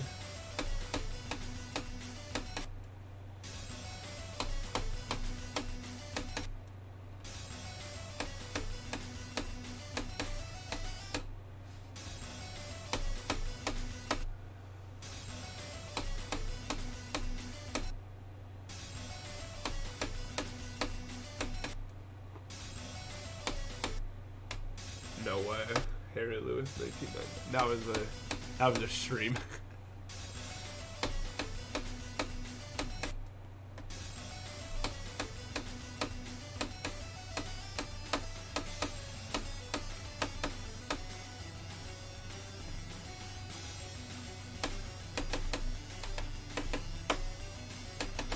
No, still, I don't even think I'm almost at the end of my internet career. I don't think I'm ever gonna grow like I did, nor do I really want to.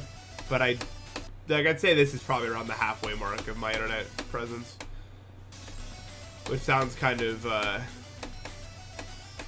may not sound right to a lot of people. It probably looks like I'm nearing the end-ish, but the amount I've uploaded doesn't really correlate to how much effort I've been putting into stuff in general on the internet.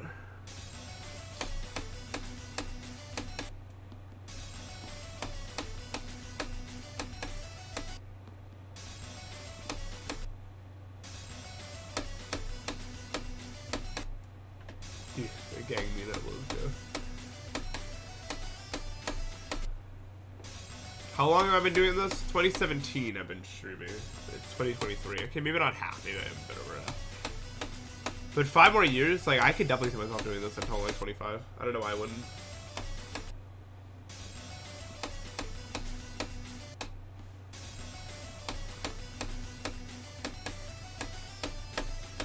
I have goals that are still very far away, and I'll probably just get new goals as time goes on. I'll be old enough to drink this year, yep. Am I allowed to do that on stream? I think I am, but I don't think I should. Not that I'm like a raging drunk or anything like that, but I don't think it's a good example for children that watch me either, you know what I mean?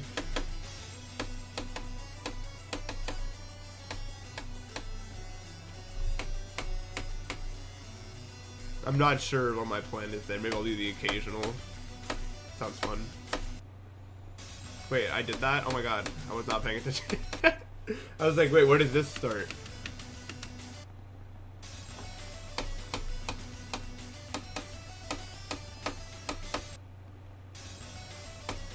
That's only like the second time I ever did that, yeah. Okay, yeah. I might like... I don't know. I'd have to make it very clear as to my intentions when I did it. Like, it would have to be like some sort of drinking game competition thing. Because I don't want... I don't know, it's just a fine balance. I don't want to, like, encourage my audience to do it. You know what I mean?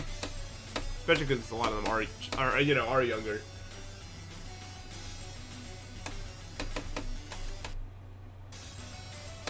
It would have to be very, like, content related, yeah.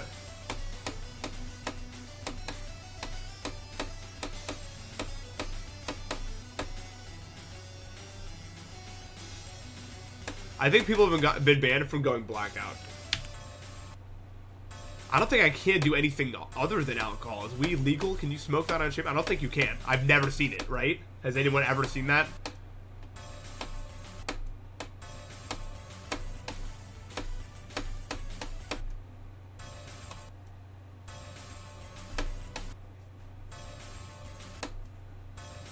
I don't think you can do that.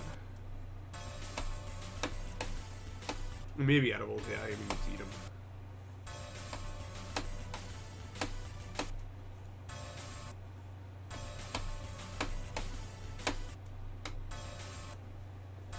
Yeah, I also wish our alcohol culture was literally anything else.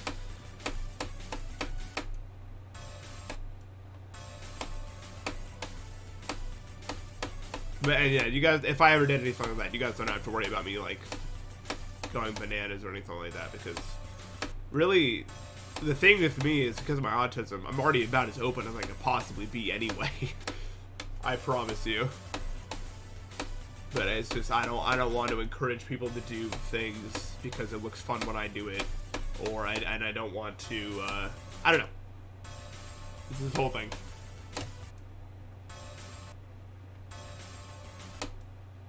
The wave gap is crazy. Like that one right there is kind of wild.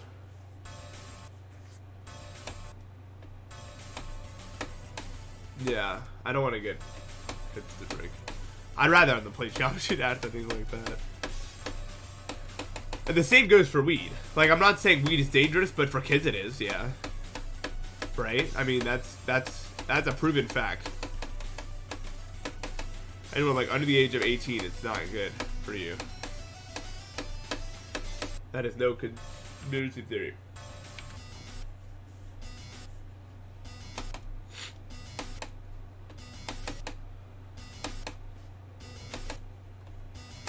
No, that's fine. I mean, I'm not... The way my autism manifests is not in a way that... Autism is just a word. It doesn't really define what I am. You know what I mean? Yeah, I didn't even know until a long time.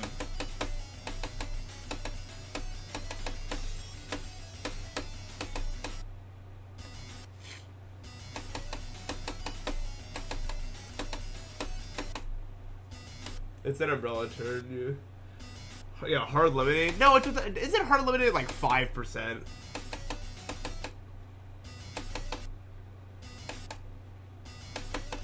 That's not a high percentage.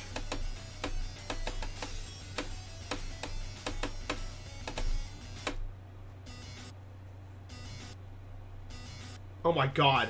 Yeah, no, throwing up hard lemonade sounds, wow. That painted a very vivid image in my brain, and it's not a good one. It's just so acidic.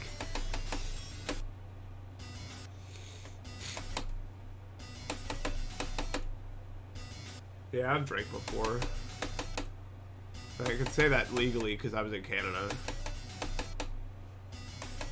And then you can just make inferences on other stuff. I'm starting to care less and less. I'm like this close. What? We're in March and I'll be 21 in August. But no, not like regularly. I'm not that.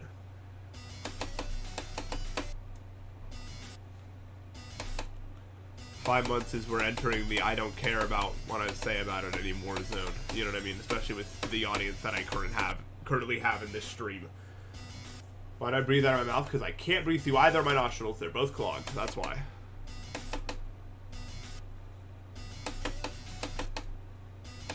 That's what and then I can't talk at all.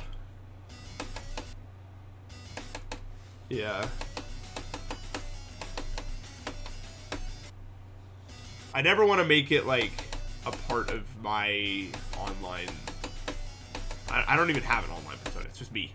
I think people know that. Again, I don't want to encourage people. That's the thing. The thing.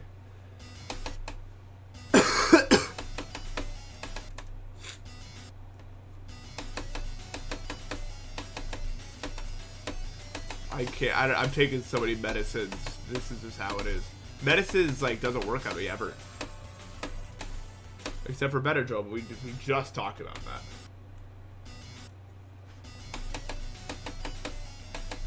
Yeah, why is that even like a term like mouth breather? Who cares? Wait, literally what? Wait, literally what? What does that even mean? Mouth breather. Why is that like an offensive term at all? Wait, I'm not making it any sense anymore. Oh, I see. That would have been cool. Breathing in the mouth is proven to weaken your chin. In what way is it weakening my chin exactly?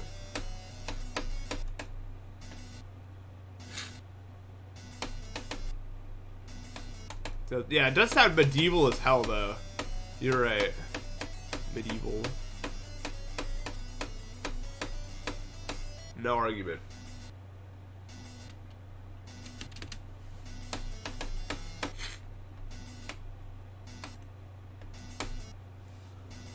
Right. Yeah, I mean, that's sort of my whole goal. I just want to be me on the internet and then hang out with other people. I mean, I guess I'm lucky that the me that I am isn't problematic in any way. I guess I can't really speak for other people. You know what I mean? Maybe other people have parts of themselves they really don't like. The thing is, I like myself. I really do. I mean, not like the ego way, just like I trust myself. You know what I mean? Like I trust myself to be myself, and that's enough. I don't need to put on any, because I don't want streaming to be a draining thing that I'm like, oh, I have to stream, time to put on the happy-go-lucky persona. You know what I mean? I just wanna whatever.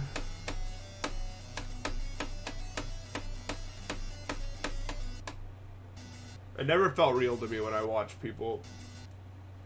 Would someone be biased if they like themselves? I guess, but I think every person should have some amount of self-respect.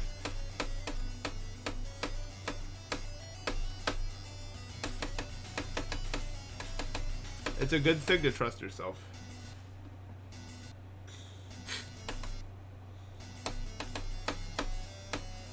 I feel like a lot of people today don't really know themselves anymore.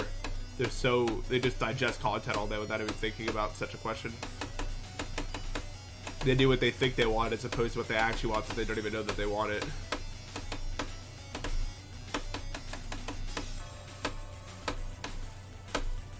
I thought that was too late, that's why I just stopped trying.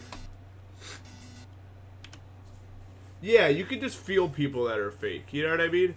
How do you total limit to self-respect and ego? I think ego comes with thinking that you're better than other people in a way that isn't directly tied to like if you like, it's not ego if I said I'm better at GD than like my mom or something like that. That's not ego even though I'm saying I'm better than someone. I think ego is believing that you have a higher place in the world than someone else, if that makes sense. Like you genuinely believe that your spirit, like your self is a better self than someone else's self, as opposed to just being a different self than someone else. Everyone is special and unique in their own way. But if you think, like, ego is looking at other people, I don't know how to say it, because I've thought that before. It's just like, I feel like when I hate people, I usually hate people that don't know themselves. I don't hate them like their self. I hate the version of themselves that they've developed. Like there's a lot of terrible people in the world that haven't gotten a lot of... When I open the door, I'm going to grab water. I don't know why the hell I opened it and then continue. I was just... Hold on.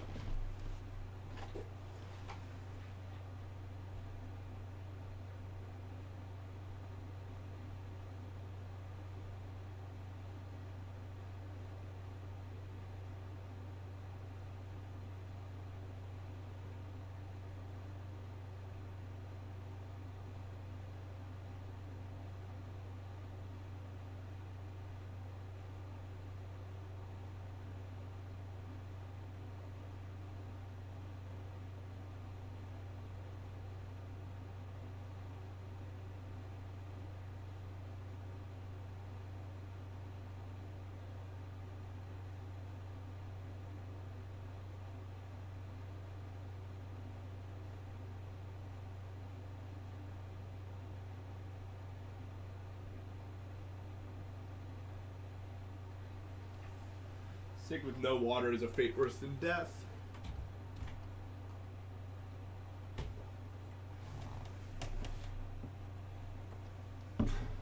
I mean, I don't think there's anything... I don't think it's an ego to, like, want to, like, make great changes and think that you have, like, certain, like, abilities and stuff like that. I wouldn't say that's ego, necessarily. I think that's more... like fantasizing stuff, and it's also a lot just you have goals and stuff. Like, just because I want to beat, just because I want Return to Zero to be the hardest level ever, and I want to verify, does that mean I have an ego over it? I don't know. It's hard to say, but I think that's more just that I have goals for myself. I think it's more about the argument versus self versus others. It's like, that's what I want for myself. It doesn't, I'm not trying to do it so that I can be better than others. I'm doing it so that I can achieve that level for myself, which is what I want.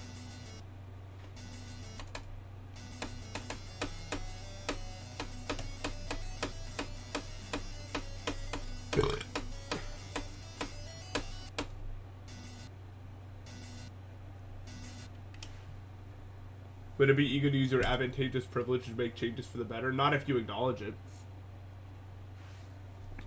I acknowledge that a lot of the good opportunities that have come to me in life have come to me because, you know, I'm a white male who's very articulate and,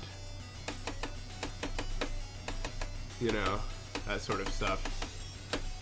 And I've gotten into this position for a lot of those reasons, but I also recognize a lot of that's out of my control. You know what I mean? And that I acknowledge those things. And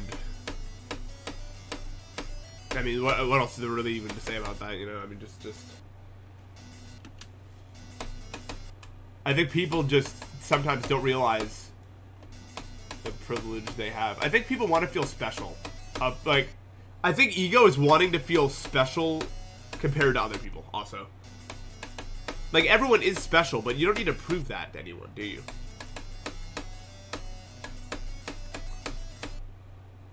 A lot of people feel that they have to prove that they're special and important.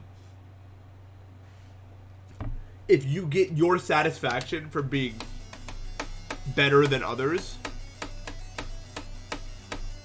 in a moral way, not like a video game player or anything. You know what I mean? Like, I mean, your ego is probably pretty high.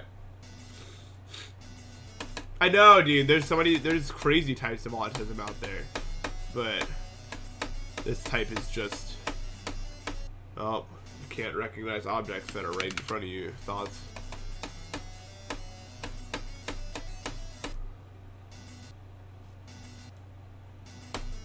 I mean, you gotta have the right audience. In a way, what I'm doing here is kind of creating an echo chamber, because the people that want to hear what I'm saying stay, and the people who don't leave. So yeah, they're gonna like what I'm saying because of the nature of the people that are here. But also I recognize there's nothing I can really do about that, and I'm just always trying to, you know, be open to other opinions for the people that do decide to stay. Yeah, that's always why whenever I used to, back when I was, you know, doing school plays, because I'm not gonna lie, I was really good at them because you guys know me, right? That is definitely a strength I have. And once again, I don't think acknowledging your strengths is having an ego either. It's understanding you know? And something I know about me that is true is that I'm very good at playing a character, and because I don't have any self-consciousness, so I did very well in the school plays, and after I'd be done with those, I'd get, you know, praise and attention and stuff like that, and that always pissed me off because it felt like I was being placed on a pedestal that was higher than other people, and even at that age, that kind of pissed me off because I couldn't explain why at the time. I was just like, God, this is annoying, but I don't know why. And then as I got older, I started to realize, oh yeah, because I've always been so subconsciously scared of forming an ego because I have a lot of gifts, and I understand that about myself, and I was always worried because the way, I'd say the biggest mistake my parents ever made, although I can't really blame them for it because they didn't really know, is like, just because of my autism, a lot of my gifts made me exceptional at school and that sort of thing. Even if I failed a lot in the other aspects of the world, they kind of ignored those and just had all the whole time.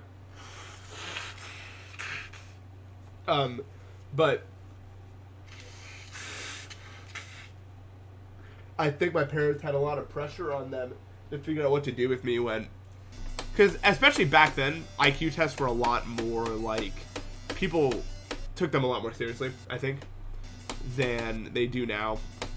Because people are starting to realize they're kind of BS and they only test a specific set of things. And when my, when my IQ test came back as like 181, and they were like, oh, we have this responsibility now to make sure that this kid does something, you know what I mean? And that kind of changed how they've parented me forever. Which, I mean, if you think about it, it's not completely irrational, right? Yeah, late night thoughts do it different. They didn't know how to handle that, and I think they tried, because they let me know at a very young age that I was incredibly gifted, but that they never told me what the number was. And I always thought it was gonna be like, exactly, yeah. And this was a journey for me, basically what you just explained, is realizing without thinking I'm better than other people. My parents never told me what the number was, so I couldn't ever really understand myself in that way. And instead, I don't know, one of the main things they did is they just they're very proud of me. And whenever I would, you know, pop off in some, yeah, being a good parent is really hard. It has to be.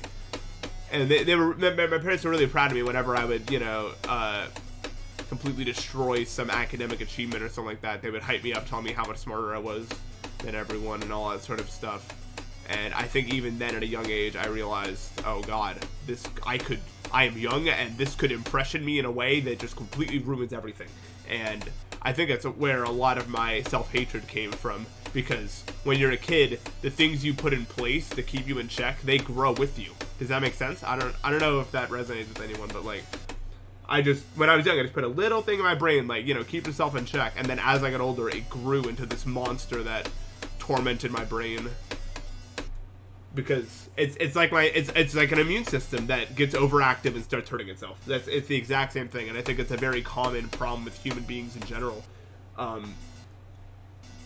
Is a lot of the things we don't have a lot of control over a lot of the systems in our brain and body, and when they get hyperactive, it can be really bad for us. And that's exactly what happened to me. And eventually, after I finally came to the conclusions that I have now today, I realized that I am a lot more gifted than a lot of people, but that doesn't make me better. And I'm just happy that I understand myself in a way that I didn't before, and I'm glad I was able to beat the monster that I placed in my own head. Yeah, back then, autism wasn't as broad as it was now. Like, I didn't have problems holding eye contact with people. I mean, I was weird, but they were just like, well, he's really smart, so that's why. I mean, it was why, in a way. It's why I have autism. I mean, those things are very correlated, the way my brain developed. I remember the walk home from the bus, I would have these long conversations with myself, like, okay, so you're smarter than everyone. Does it matter? Or why? What am I supposed to do with this? What is my role in this world? You know what I mean? And then I finally came to the conclusion that my role was to nothing. There is no role. The role is to... I don't have to do anything, really. You know what I mean? Like, I felt this pressure to do this, but all I have to do is stay true to myself. That's what I have to do.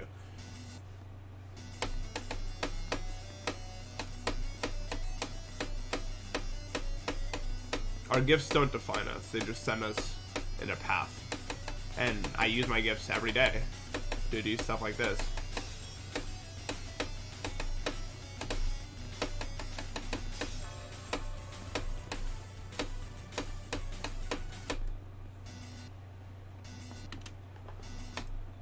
Right.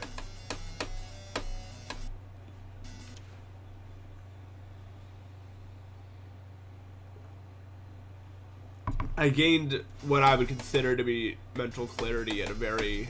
Well, I guess now. I guess now is when I did it. I think the hardest thing that I've ever tried to explain to anyone that I still can't really do is, like, even right now there's a conversation happening in my head with something completely unrelated. Just because it does that. And that's just how my brain works. And I've always been a very big thinker.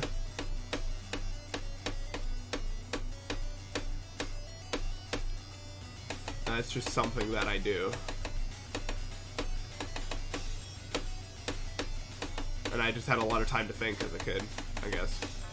If nothing ever really challenged me, so a lot of it was me challenging me. You know what I mean?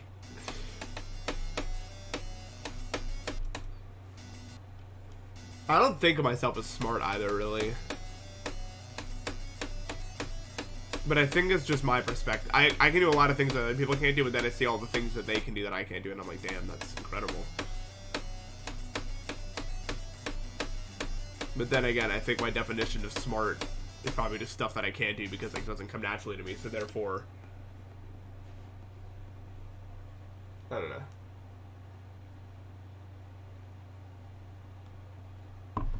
Yeah.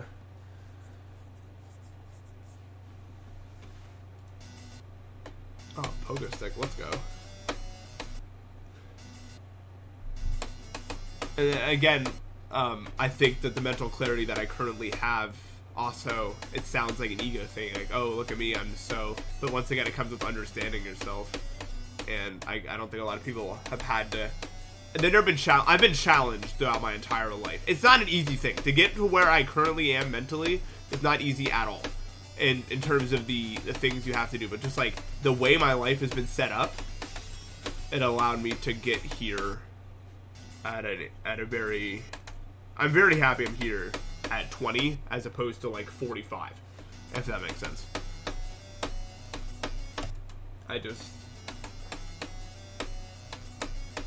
I think the main thing that really pushed me in that direction was streaming, honestly. Finally, the voices, you know, not voices in my head, but just like all the internal monologue had an outlet. And it allowed me to just really harden what I believed and what I was, I guess.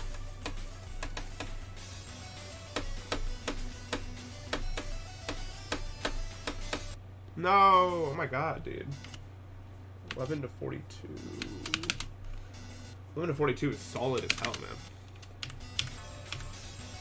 I didn't think I was doing anything that good today.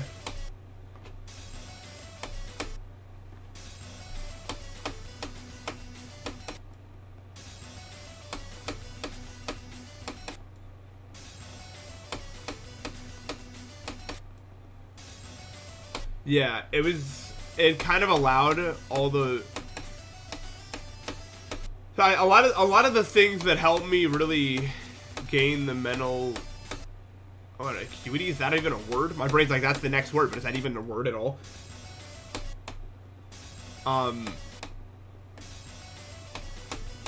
a lot of it also just comes down to the fact that I was not raised on the internet at all. I think that makes it a lot harder. I didn't have internet access until I was 16. And then, I mean, I started streaming instantly after that.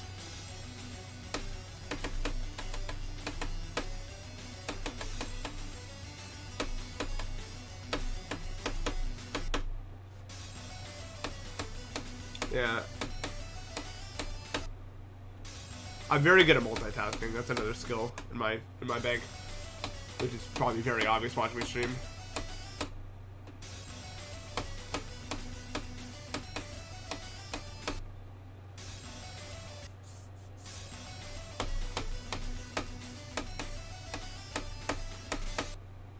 That's like also a really good point. When people see that you're smart, they think you're also like you also have good reasoning, like, and logic and all that sort of stuff, which those things aren't necessarily related.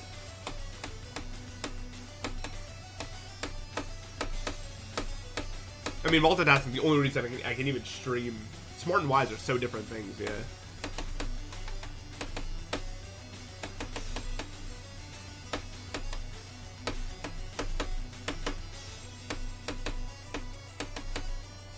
What is this even from? I'm so zoned out, dude. But is being smart even mean? I don't even know. Does it even have a definition? Oh my god. Let's go. Best death ever.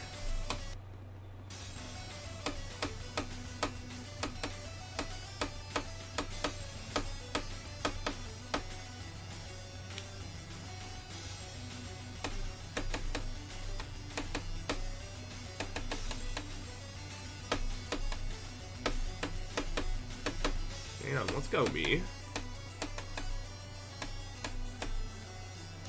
Yeah, I feel like there's a lot of different types of intelligence. This is way easier than unnerved blade of... Actually, wait, maybe not unnerved. I don't know. There's like old and then there's unnerved. And I don't know the difference. I know what you mean, yeah. Let's get this UFO down. I don't really know what... I should just not be dying here, yeah?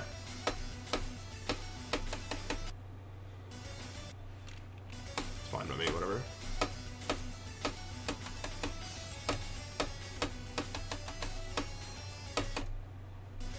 We don't know anything about how the brain works. Yeah, I mean, being told you're smart at a young age, like, there's just a lot of pressure, and you feel that pressure. But I feel like I'm doing my parents a disservice whenever I talk about it, because they really tried really hard to be good parents, and they were. I would make that very clear. And I don't want you guys to think badly of them because of, like, one major mistake they made. Because I would not even be... I wouldn't be half the person I was today without him.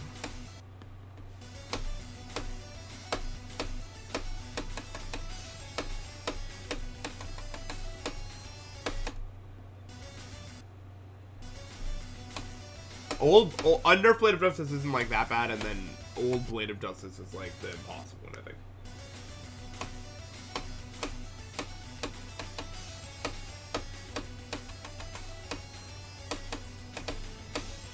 If I remember correctly. Which I don't always remember correctly.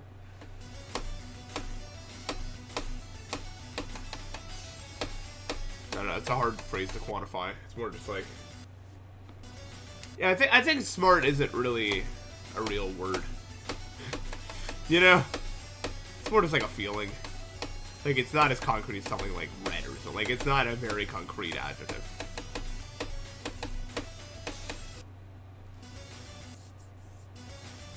Nice.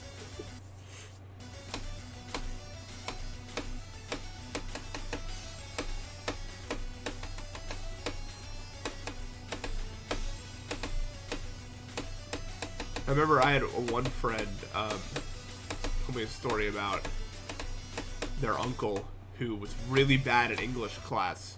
So in rage, he decided to get an English major and then started doing things with that just to do it. And I thought that was funny. It's crazy how the human brain works. You can do stuff you're not good at also. That's what all video games are for me. I'm so bad at video games. I know I say that all the time and it doesn't really... But that's something I just know about myself. That's something that's true. The way I play them is very intense. And I think if like literally most anyone played the amount I played with the same drive and goals, the stuff they do is incredible. And that's, again, sounds like ego, but it's more just understanding myself. Very for the bit mentality, yeah. For sure, for sure.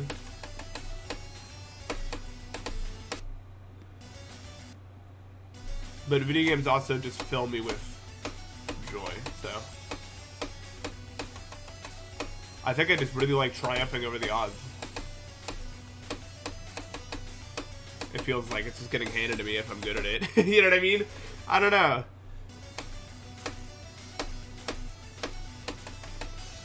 Like when I did a really good performance, like on stage or something like that, I never thought, oh, how cool was I there? Because I knew I could do that. That was not a question. But I love pushing the impossible for what I think impossible is. And it's just, I don't get a lot of outlets to do that aren't video games, so I'm drawn to them. And you could say, well, I mean, they're not really fulfilling, are they? Well, I think they are, and I think that when I look back at the stuff I've done in 20 years, I'll be proud of myself that I did what I've done. Because the way I see it, I don't know, I just like working hard, and a lot of stuff doesn't make me work that hard.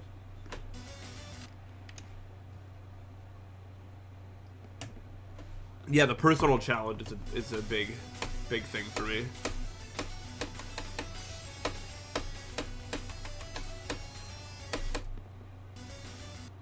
Yeah.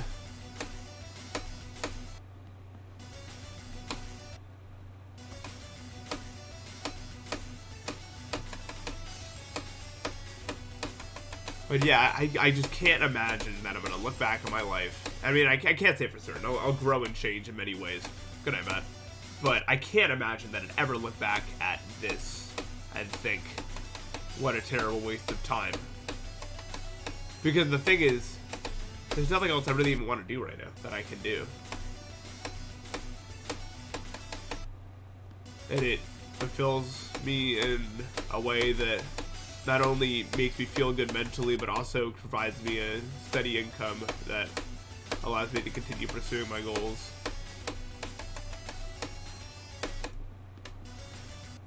Yeah, for sure.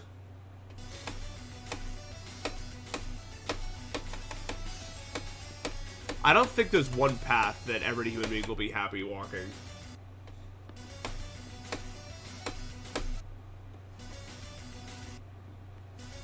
Like, for example, especially for me, like, all the things that people normally attribute to life goals are useless to me. I'm Arrow Ace. I'll never have a girlfriend or a significant other. Not out of any, like, it's just not anything I desire. It's not a want. It wouldn't fulfill me in any way.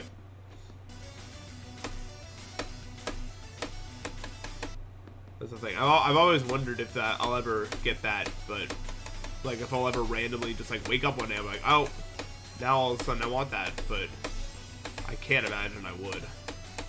Nor is there anything I can plan for, so whatever.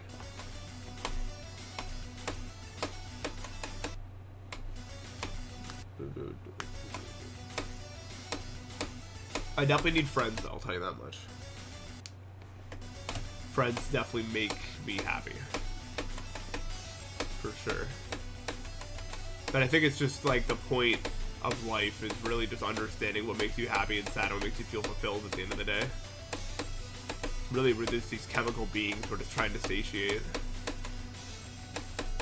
So we should continue to experience as much as we can, because the way I think about life is like this. We are capable of producing so many different feelings and emotions, and I enjoy finding ways to feel new emotions and feelings that I didn't know that I could feel, because that's experiencing to me. Life is experience to me.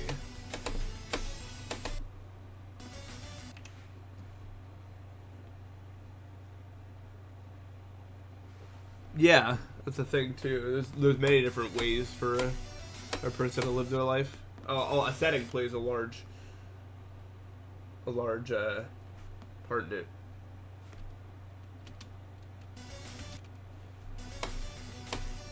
For sure. Why is the phone just not getting consistent, man? I don't feel like it's like that hard.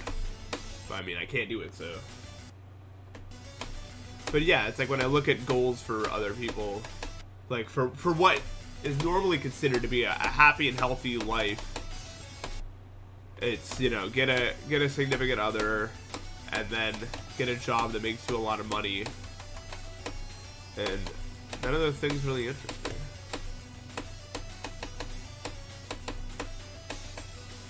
And I don't think I'm wrong for thinking the way I think. I think that that's just how I am, and that's fine too.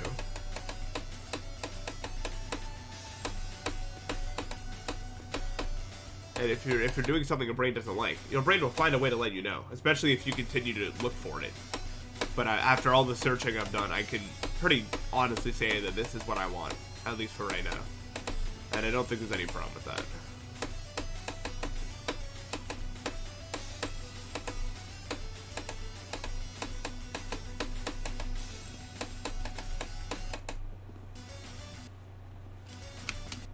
Hey, Bryce. Alright, good night, TM World. Yeah.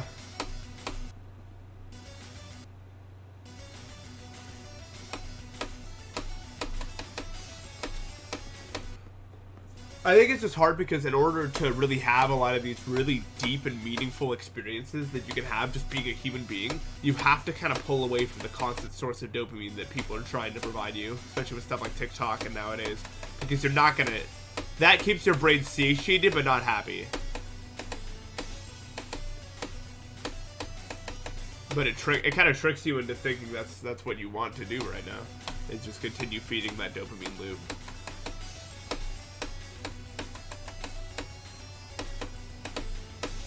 Some of the most meaningful experiences you could ever have in the entire world lay beyond that veil, if you can get past them.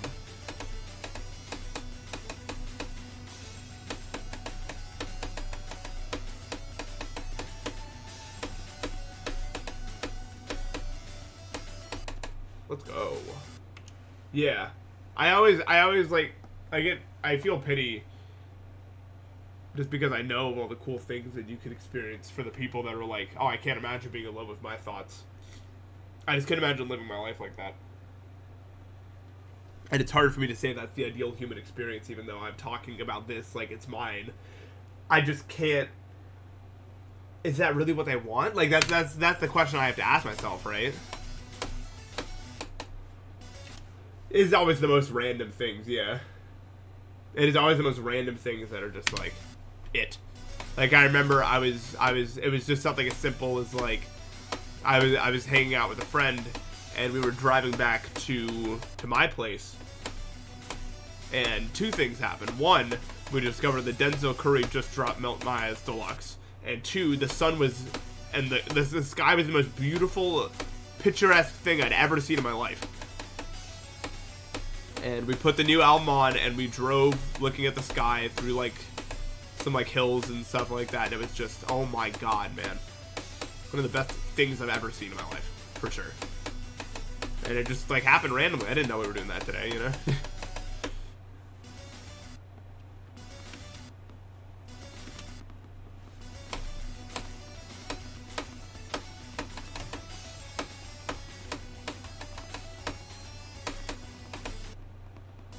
I don't know what my after-death belief is. I don't think I'd be surprised, I guess, if there was something, but I mean, I can't live my life thinking there will be.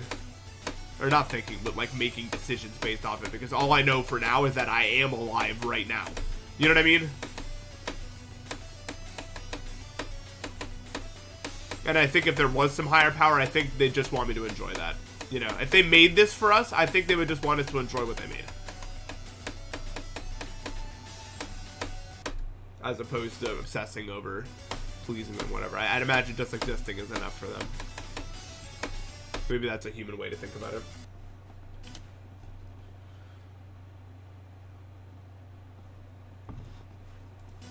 I'm doing good. for asking. I mean, really sick, but I don't know. You get sick enough times, you're just like, okay. The only, dude, if I could just control time, the flow of time, that would be fine. You know what I mean? Because it's just like, the main problem with being sick is just like not being able to sleep until 1 p.m. and then it's all over. They should just let me control time. You know what I'm sick with? I don't know. I just get sick randomly. I guess you could say I'm sick of it, for real.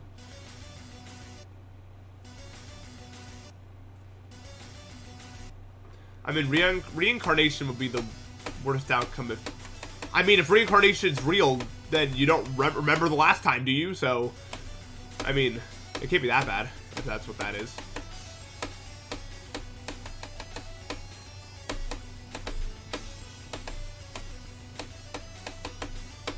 I'm not sure, like... I don't know how to describe it. It's just like... I don't want to live my life in any way that isn't just what I can experience. I don't think there's anything wrong with religion and beliefs and stuff like that. It's just my personal belief that if there is an answer, we haven't found it yet, and it lies somewhere in science, probably. Like, if you were able to solve all of science, maybe that's the closest you could ever get to having an answer to any of that.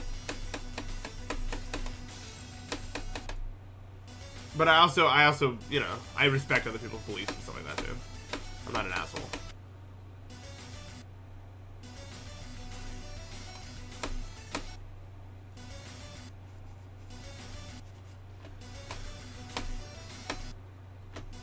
I think that religion can be a very meaningful experience to a lot of people. It's just not really for me, and I think any sensible person that follows a religion would think the same about me and that sort of thing.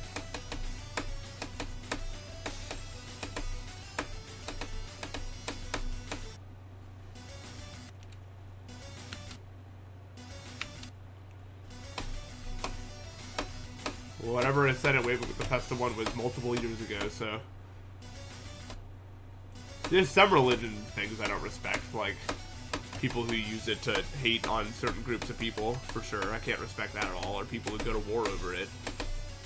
Once again, I think if there is some higher power, would they really want us fighting amongst each other like that? I doubt it.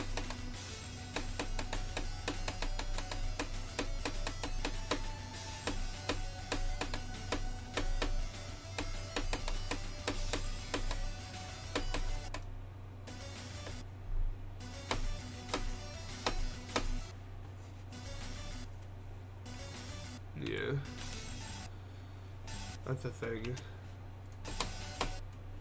Belief is one of those things where there's no answer, really. Like, just genuinely no answer. But human beings love for stuff to be answered, right?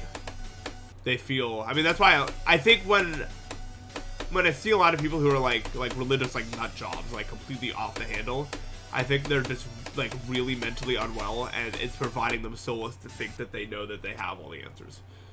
Reloading because I'm lagging. You know what I mean?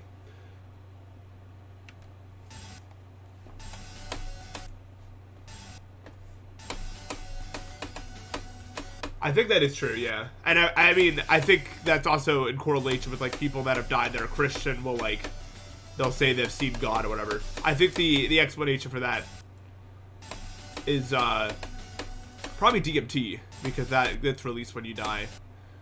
But why? That's when we reach a problem. Right there. That's probably one of the biggest mysteries ever. Why does DMT release when you die? For what?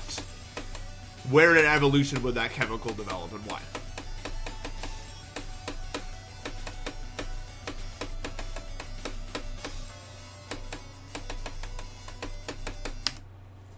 Yeah, your life flashing before your eyes. But like what? Like every time I try to think about that, my brain just melts. Like, what the hell, right? That's just, what the hell with that? Yeah, why did we release DMT when I? What the hell could evolution's point have been with that?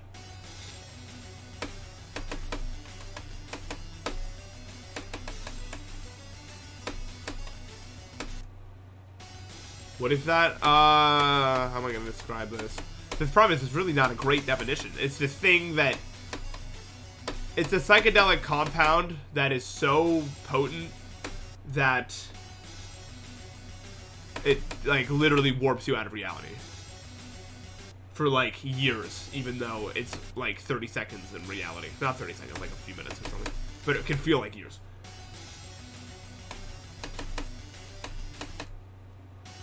But why? You know what I mean? Like, why? Why is that even possible?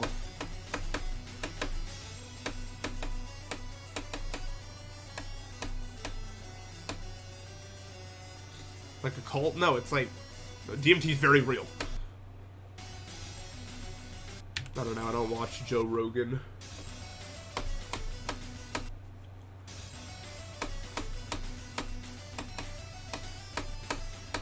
The only Joe Rogan video I've watched is, there was something about TikTok where he was describing all of the things that you gave TikTok access to when you downloaded it, and it was like an endless sucker punch in the face because he just kept saying these things, and it was like, oh my god, oh my god, oh my god, oh my god. It was just crazy. But I haven't checked him out outside of that. It was just like a random video that got him recommended because I watched a TikTok video prior.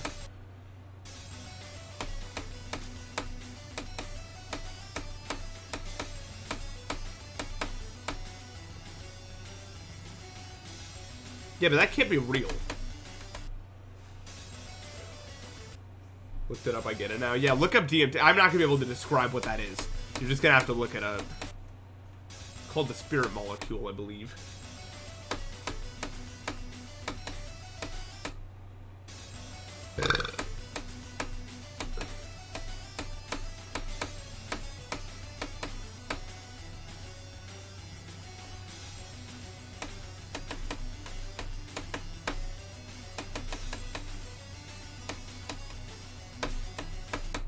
From everything I know about psychedelics, I think that first of all, I don't know how they're capable of doing any of the things. I don't think anyone does. It's actually one of the greatest mysteries in science right now, which is also why I'm so fascinated by it. As you guys probably have figured out by now, I have a lot of interest in like learning about this sort of stuff, just because the human brain is so fascinating to me. That's why I know so much about stuff like that. I've just done a lot of research about it because it's really interesting to me. Just like I don't understand why the human brain is capable of doing some of these things. I don't know if it is ever possible for us to understand the brain. I'm still in the camp that technically everything that happens during a psychedelic trip is still the result of the brain. Just because I think human beings have like a sort of like whenever something happens that we don't understand, we just kind of attribute it to something that we can't, like some like magical force or something like that, and that's kind of always how it's been. But I'd imagine just because the human brain is the most complex thing in the universe that we know about, that it's quite possible that everything that happens is just deterministic, and it's just like so complex we'd never be able to figure it out.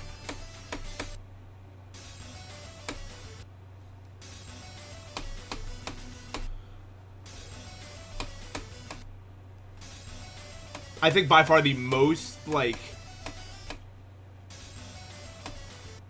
yeah, consciousness is just a projection of your brain. That's all it is. Like, reality is just, think about it. What is reality? Like, yeah, we see a table or whatever, but it's just a bunch of molecules that our brain is like, oh yeah, that's a table because that's how we're seeing it. That's how the eyes are interpreting it. That's what it looks like. And then our brain is like, it does that and that and that and that. And the more we interact with it, the more we learn about it. Because really, that's just how it works. I think one thing that psychedelics really show us is the human brain's, but like, what is even the word? Predisposition, I guess, for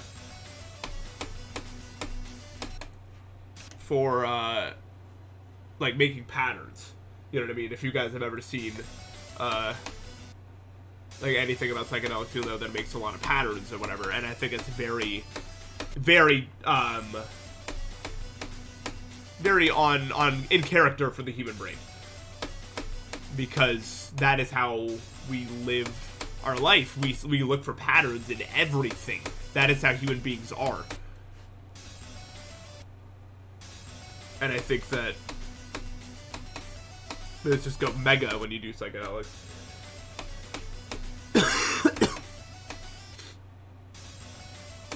Right.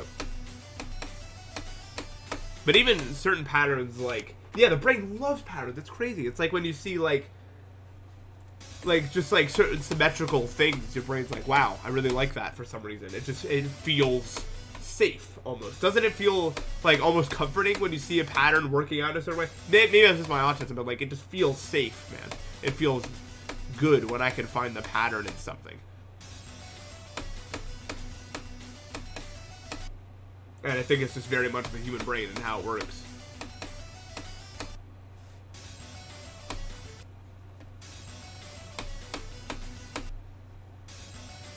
The human brain's very interesting. The stuff it has a predisposition towards, like rhythm, for instance. Rhythm is very deeply ingrained within our brain.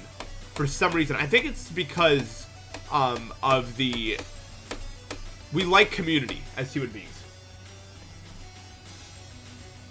I think we evolved as social creatures. And that's how we got to where we are. That's how we became the species on top of this world, is just like social connections and stuff like that. And I think rhythm and music helps people come together. Same with like laughter and stuff like that. Right, yeah.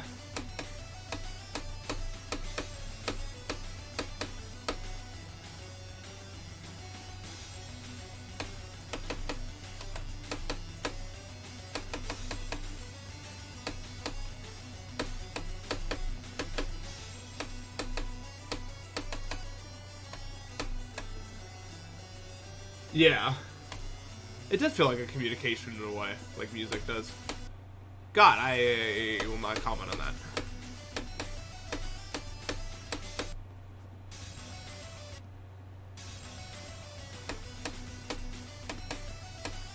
But like all that stuff, I can reasonably explain away. Like to some degree, where I'm like, yeah, I don't know exactly what's going on, but I mean, I get that laughter and music and that sort of stuff are good traits to have for human beings specifically. And we are very clearly social creatures. But I still can't get any closer to understanding why the hell DMT would get released when we die.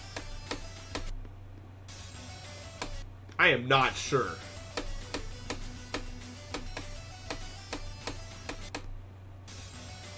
Yeah, music and laughter have been around forever. They're a part of us. It's a very human thing to partake in.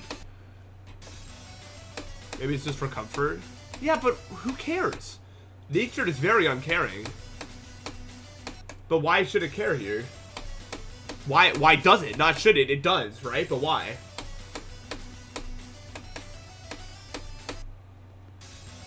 It just stops making any sense to me. I mean, I'm totally up to like other interpretations. I'd love to hear what you guys think about it, really. I've gotten into insane thought loops that involve this exact concept. I know I'll never get to any answer with these. I just like thinking. It's fun. You know what I mean? I never try to solve anything. I just like thinking about it. I'm like, oh, that's interesting. Oh my god, oh my god.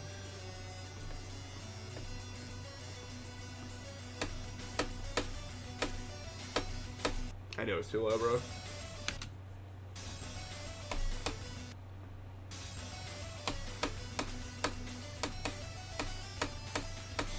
I'm gonna pass at you above, dude. That's what I want.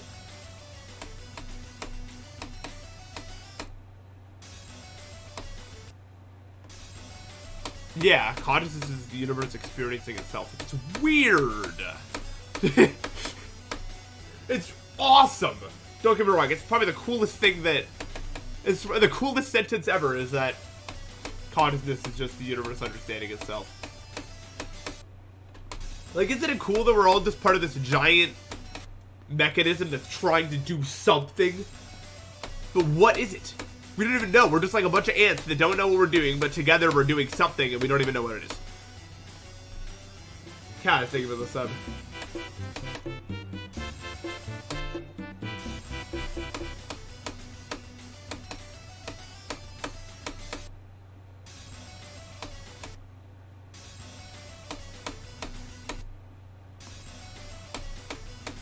How does that theory work?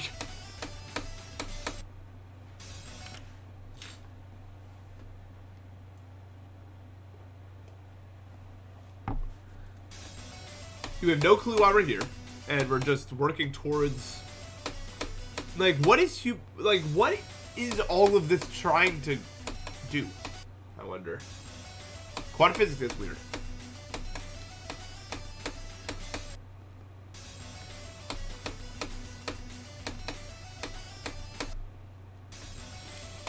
Like, it's crazy that all this matter just exists, and then eventually matter started to form its own identity where it was separated from the other matter of the universe, and then it was like, we want to be better than this other matter, and then it's been a constant growing experience for this matter to grow and grow, and then it eventually made us. Which, if you think about it, is just insane. Like, if you really think about it, it's just, I hate the people that say, like, reality is so boring. Are you kidding me? Do you see what's happening around us at all? Like, what is this? How can this be boring? Tell me what this is, and then you can tell me it's boring. Goddamn. Even the stuff that we have learned about all this is fascinating.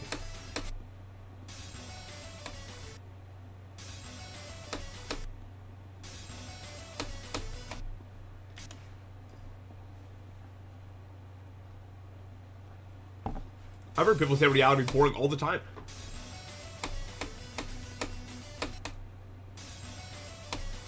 Yeah, language and writing just exponentially. It took growth out of the hands of evolution into our own hands. Because then we were like, oh, we can do this. Let's build something together. Me and you. Two organisms working together with our mouths talking. And then nature was like, what the hell? Oh no, I messed up here. And then we're here.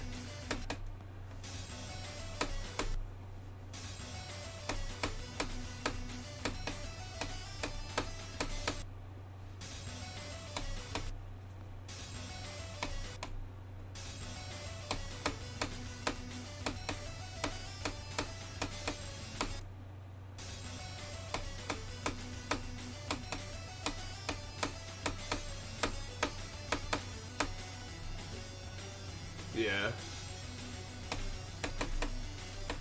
Yeah, our brains just won't let us see the whole picture of what it's actually taking in.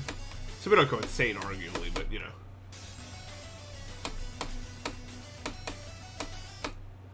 I really like this gameplay. It's very fun. This level is very much what I wanted it to be.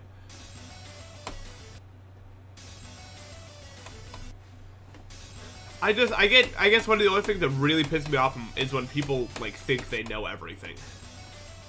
Because that's ego. If you want to talk about what real ego is right there, that's ego. You don't know nothing, dumbass. We're all dumbasses.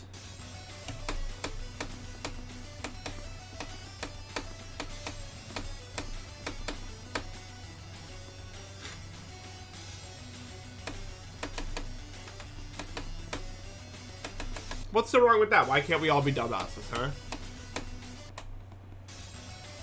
A lot of people, I think, put these statuses on themselves, and then if these statuses get disproven, they feel like they have nothing left that comprises themselves. When really all you need is just to want to exist, and then enjoy, like once you realize yourself, you realize you don't need any labels assigned to you. You don't need to go through and assign yourself certain things in order to feel good about yourself. You could just exist. You could recognize your strengths and weaknesses and what you're good at and bad at without feeling like your entire existence is this. Like, the people that, like, I don't know. There's a difference between understanding your strengths and being like, for example, if I'm not this anymore, if I'm not smart, then I don't get to exist anymore. Like, people that like take it that seriously. Are you playing the Hypixel Blitz tournament? I don't know how to do this Blitz thing. I don't even know what game mode that is. Oh right, I remember now.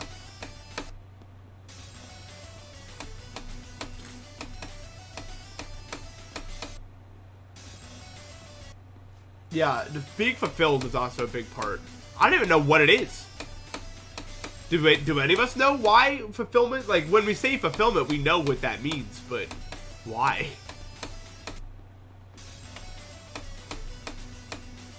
I guess that's just the Y game that begins. Yeah, we know what we don't know.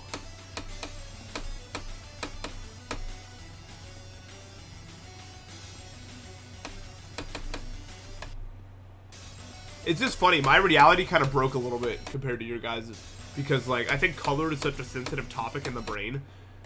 It just kind of glitched and colors like spilled everywhere. Everything has a color related thing to my brain. I think it just shows how fragile all of this really is. You know what I mean? Like it spilled everywhere. It all broke. Fulfillment is a stupid construct and wanted to make a meaning of life. I disagree. I don't think fulfillment is stupid at all. I think fulfillment comes with being... How do I articulate this? I think it just comes... I feel fulfilled when I'm doing things that make me feel like I'm achieving my goals. And my goals are to experience as much as I possibly can, to help people whenever I can, to try to improve myself as much as possible. Those are my goals. And whenever I work towards those goals that I've set for myself, I feel fulfilled. And I don't think there's a problem with that. I think that it's good that those things give me a positive feeling. And a long-lasting one, too.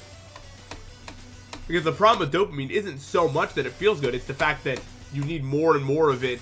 Fulfillment isn't really like that. When you're fulfilled, you don't, like, it doesn't stop being fulfilling if you're truly fulfilled. It's not like, it's not an opioid where you need more and more and more of it in order to get the same feeling.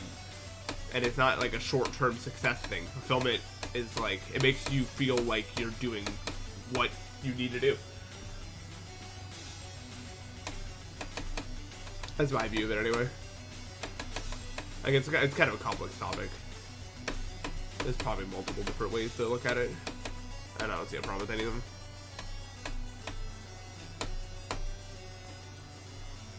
Yeah, very much. Math is like an interesting one. A lot that comes from it.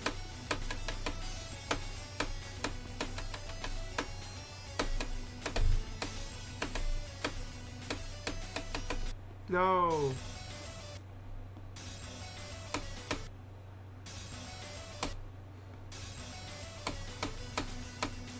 City State is hard to describe because, like, when I read words, it's not as if the words are actually different colors, but they also are 100%.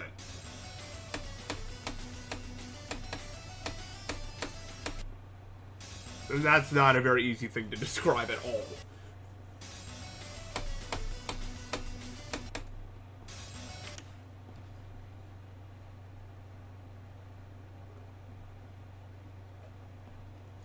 Yeah, these last few 10,000 years have been like, if nature's a conscious being, it's probably like, what is going on right now?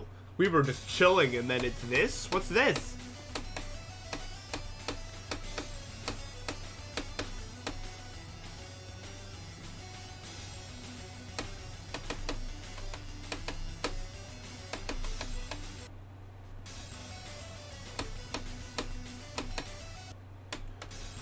Okay. I think I should probably be done. I'm getting really hungry, and I need to eat dinner, and I don't know. I had a good time, but I feel like my time is up for today. You know, I just got that feeling like I'd just be too hungry out here.